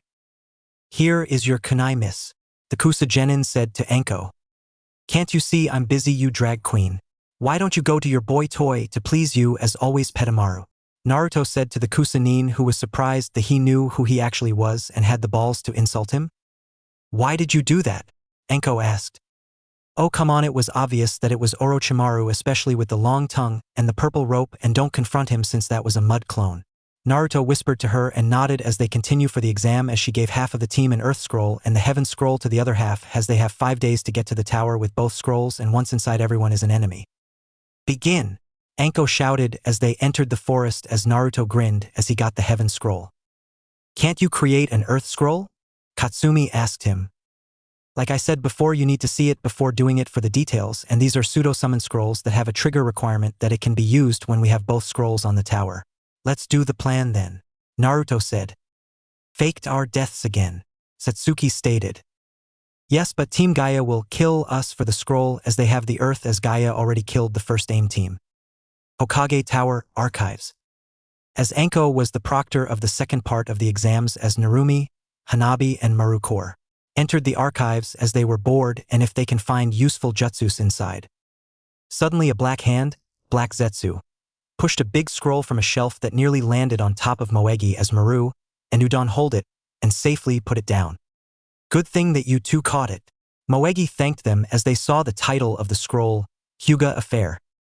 "I remembered it. This was before I was born, when my sister was 3 years old, when the Jonin commander of Kumo snuck into our compound to kidnap Hinata during a peace treaty, and that my uncle Hizashi sacrificed himself to avoid war between Konoha and Kumo," Hanabi explained. "But something doesn't add up. First, how can a Jonin commander could enter the compound when every adult Hyuga have the Byakugan to see through walls, meaning that it was an inside job? But why Hinata in particular?" Narumi said, as that more they read, the more Hanabi was shocked on the following information. "As I predicted that Hinata was too gentle to be worthy of the Byakugan and become future clan head, but is shown that her eyes are too powerful for it to be waste, so is it possible that it gains the mythical evolved form called the Tensigen of our founder Himura Otsutsuki, also known as the Man on the Moon? Despite that, the Jonin commander of Kumo was actually a sleeping root Nin of Danzo, meaning that we must protect the Byakugan from Danzo Shimura War Hawk hands, especially if Hinata's eyes evolve. If a Hyuga, or particularly Niji, is reading this, then I am truly sorry, as I did it out of love for my brother and son Niji, and I did it on my own free will. Signed, Hizashi Hyuga, brother of clan head Hayashi Hyuga." Hanabi read, as she was petrified and crying that she found the truth of the Hyuga affair that caused her massive migraine on her eyes, as they gained blue pupils filled with what resemble overlapping white flower patterns. However, it was briefly, but it shocked her friends that Udon took a photo of it as Hanabi's eyes changed back into the Byakugan. "They lied to us and Niji? I mean, there has to be more secrets that they are hiding," Hanabi said as she was questioning her own clan, as they lied to Niji about his died father because of fate and made him hate Hinata for something out of her control, meaning that there are more secrets that the elders are hiding from them. "Hanabi, I think that you have the potential for the Tensigen," Udon told her as they sealed the scroll, as Narumi used her sealing chains to carry Hanabi quickly, who fell unconscious, as they left the Hokage Tower, as Black Zetsu, alone, saw them leave and nodded. "Mother and father will be pleased for the progress," he said as he mayfly out of the scene.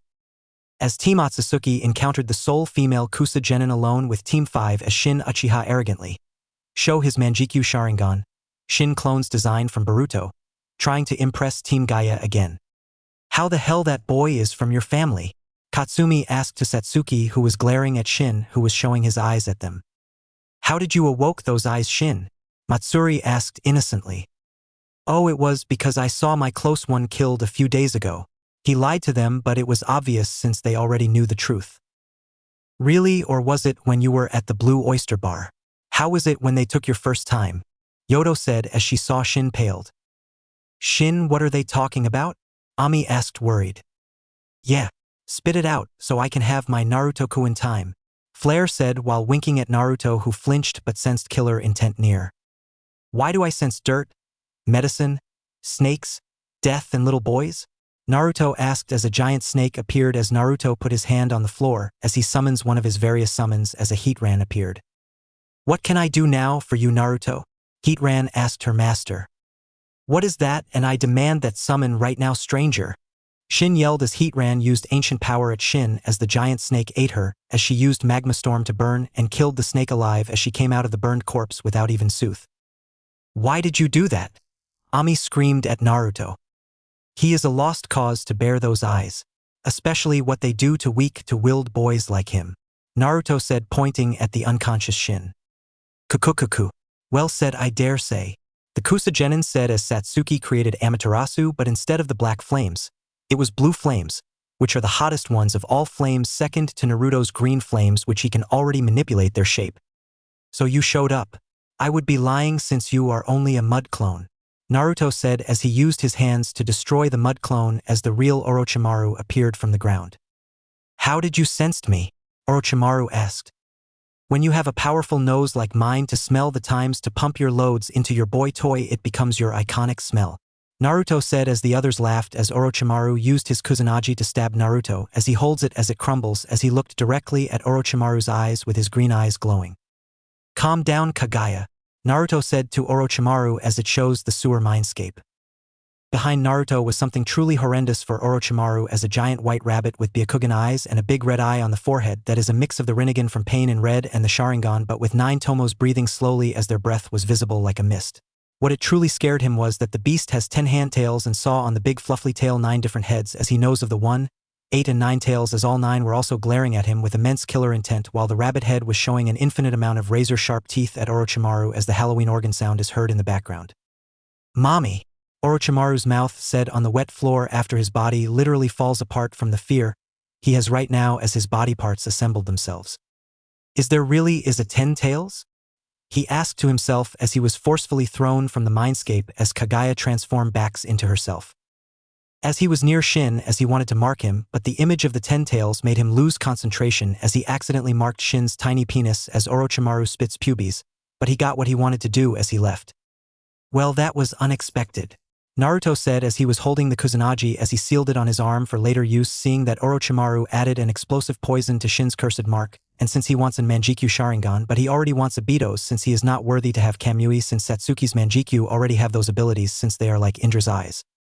As the sound team, which consisted of a girl with pale skin, vivid green eyes, angular facial features, 2 scarlet dots on his forehead which all the members of the Kaguya clan possess, and long white hair, which is tied in a loose ponytail near the middle of her back with 2 separate partings on either side of her face.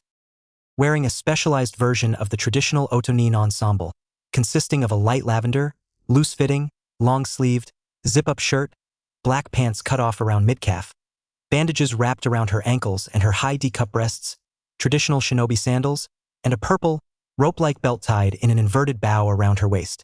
Her cursed seal of earth is applied at the base of her throat, where it is a circular pattern of 3 curved lines. This is Kimiko Kaguya. She last living of the Kaguya clan of Kirigakure and former rivals of the peaceful but temperamental Uzumaki clan, another of Kaguya Otsutsuki's descendants who specializes on a diluted version of her all-killing ash bones which are similar to the truth-seeking orbs, but less controlled, called Bone Pulse, who all died due to Obito having manipulated Yagura to order a blood purge out of spite as her clan were the first victims. She is one of Orochimaru's most powerful shinobi and was going to be his vessel in exchange for a cure of her disease. She has her headband on her right arm covered. The second girl is a fair-skinned girl with a slender build and with the shortest stature of the 3.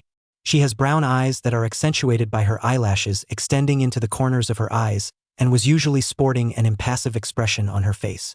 Her most distinctive feature is her long, untamed, dark pink hair that falls past her shoulders with long parted bangs framing either side of her face and one between her eyes.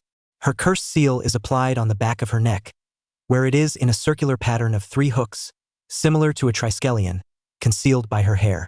Her headband is on her left arm. Her attire is a black shirt under a tan tunic with elbow-length sleeves and black skin-tight shorts.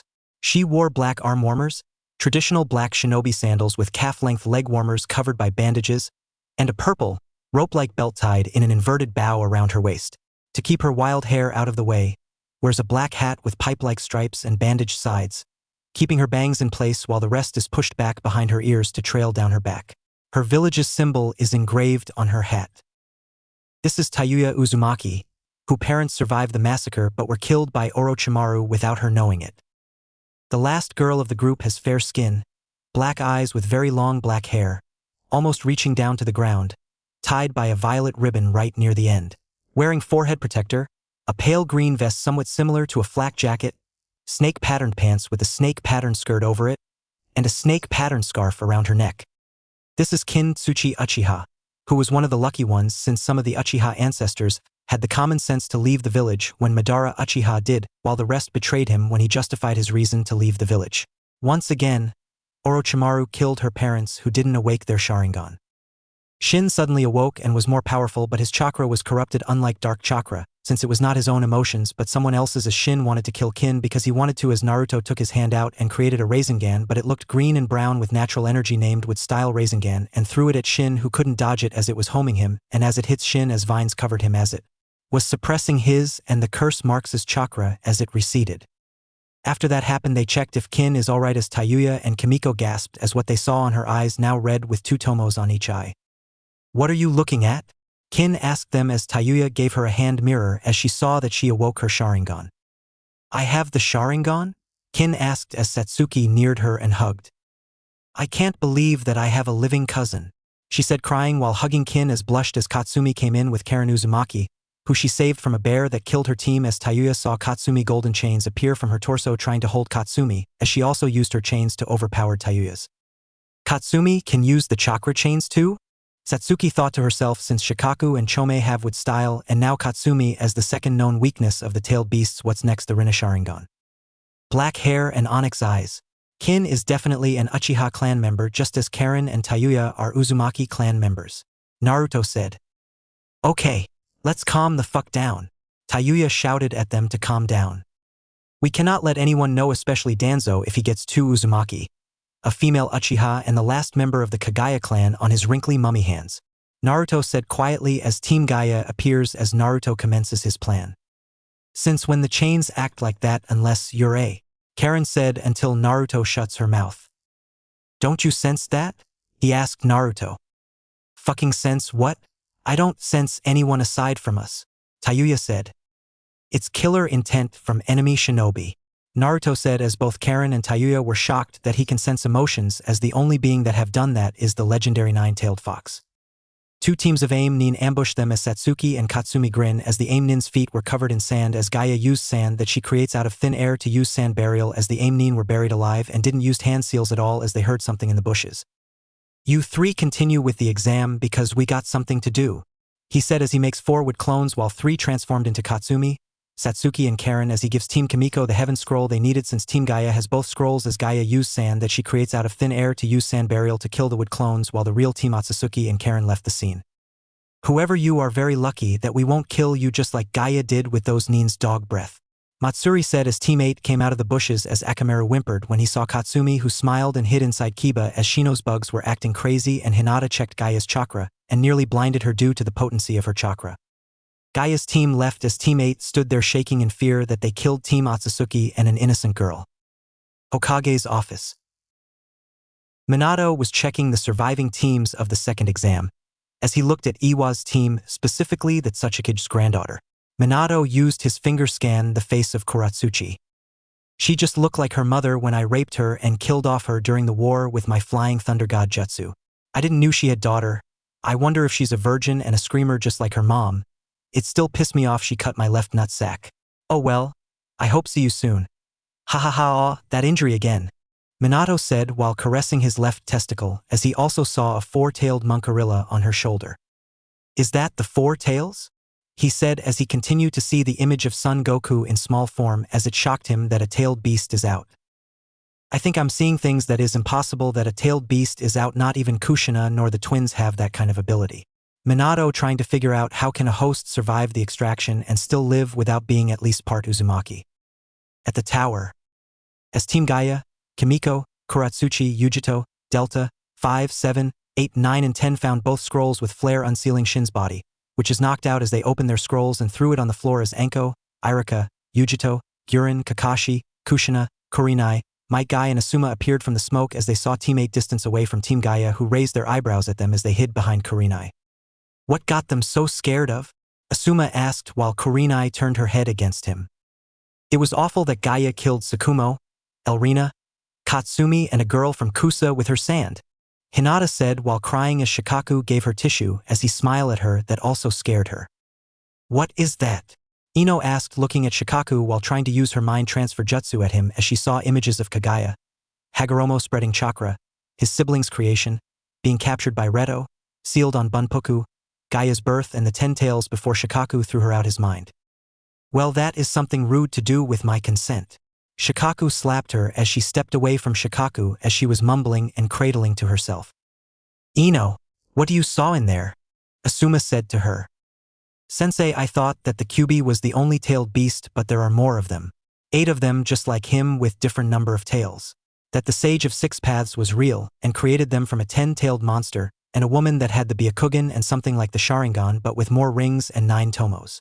Ino said to Asuma, shocking them as they saw Team Kuratsuchi with Son Goku playing with Toph and Azula.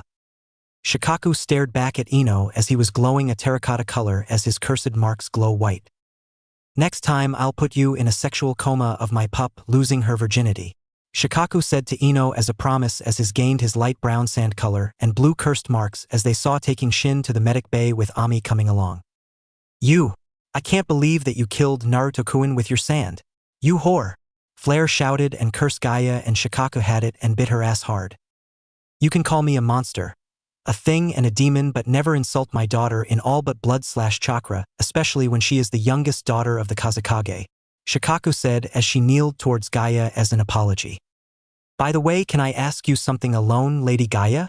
You don't want to spill the secret yet, do you? Flare asked Gaia as they went somewhere else into a storage area and checked if there wasn't any cameras or recording seals nor recording devices inside the area, as Shikaku was outside the door if something happens to Gaia. Suddenly Flare tackles Gaia. You killed him and I can smell that stink on you, Satsuki and the other girls on you.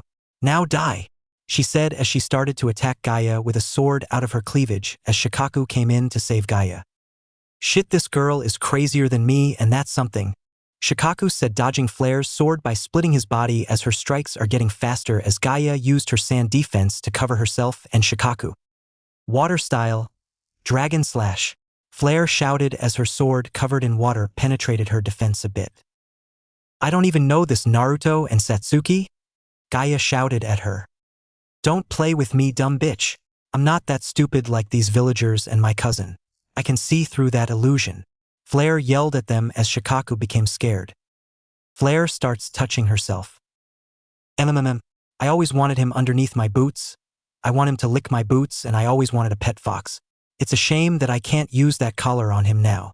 Flare made her monologue as Gaia was pissed when she heard that. Sand style. Sand snakes. Gaia created sand from the air as snakes made out of sand went towards Flare as she created a water wall to destroy them. This bitch is pissing me off. Shikaku, I need your help, Gaia said as they both glowed terracotta and their cursed marks glowed white. Sorry Naruto, I probably have to take her down to keep your secret safe. This bitch is a liability, Gaia said, as Flare has to die as she felt weaker by the second. Who that fuck are you? Why I can't feel Shikaku's power? Gaia asked her as Flare cups her chin and kisses her lips. Tell Naruto-kun that I will see him soon, and don't worry that seal only lasts for 5 minutes, so just be a good girl and take a nap, Flare told her before Gaia fell asleep. Good playtime and now is time to end this, Flare said as her face gained strange red markings on her face as well on the middle of her forehead instantly. Shikaku tried to escape. No, it can't be.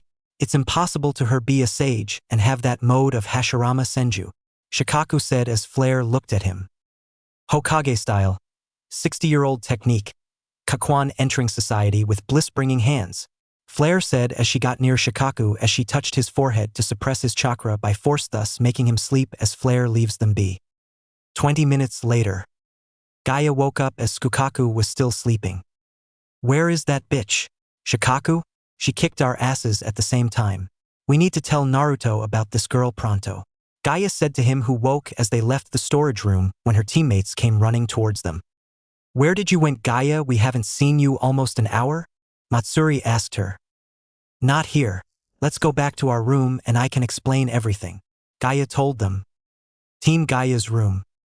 Thanks to Shikaku, her healing kicked in. So what happened back there? Yodo asked them. I got my ass kicked by a crazy fangirl, Gaia answered as Yodo and Matsuri stared at her.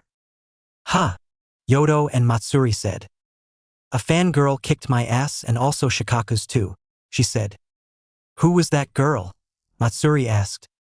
Flare Haruno. She has water style, strong taijutsu that she was faster than my sand, she said. For a fangirl, I dropped my guard on her. Shikaku, I need you to contact Naruto to talk with him, Gaia said as he nodded.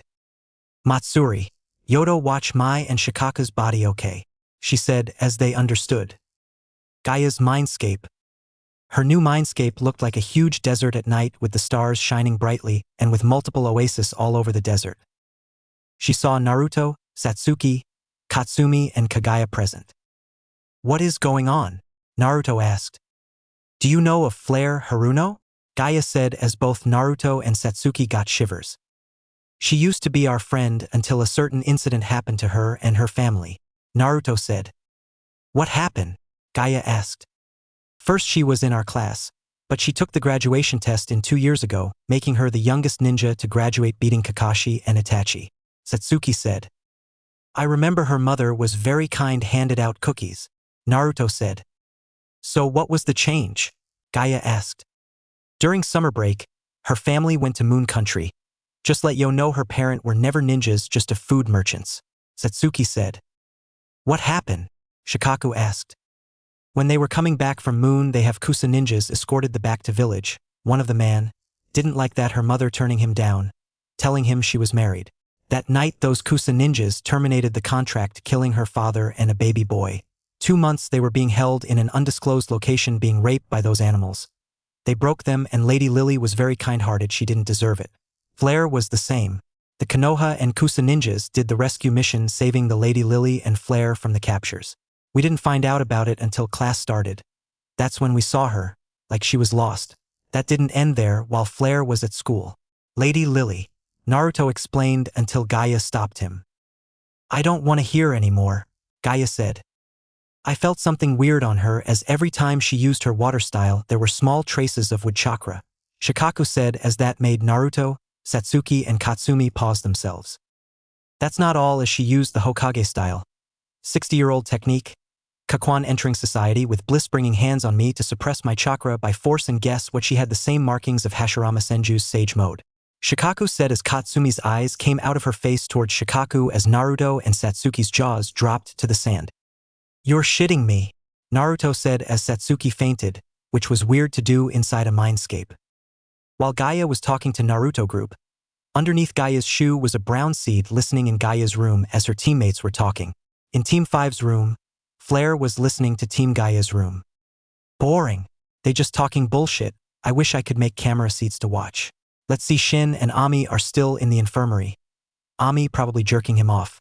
Kakashi is at the Hokage Tower reading his pathetic bad written porn. Flare said in a bored tone.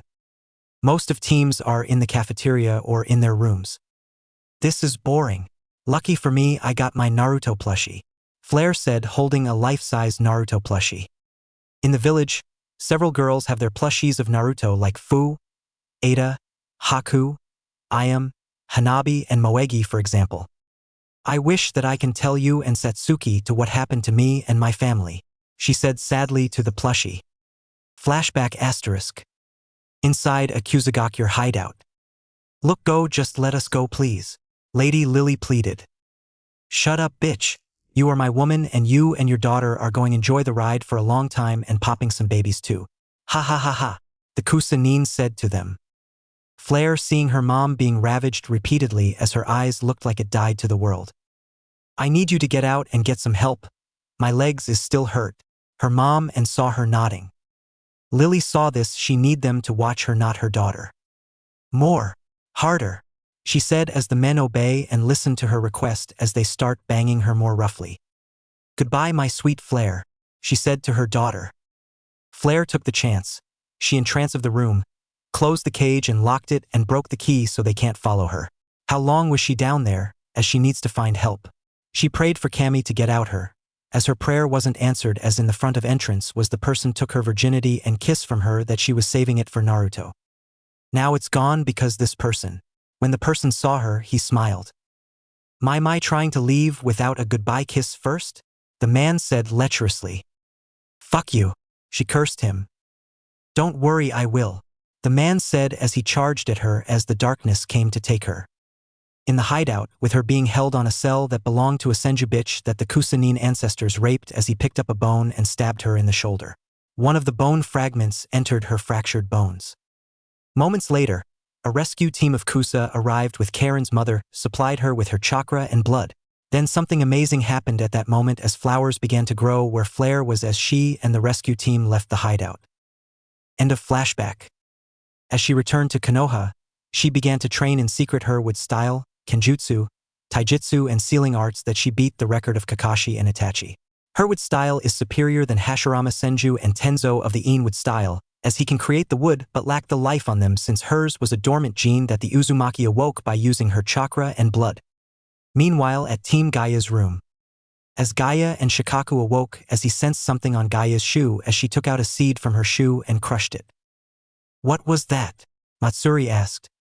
"Oh my Kami, it was a transmission seed. Meaning that Flare was hearing us this whole time.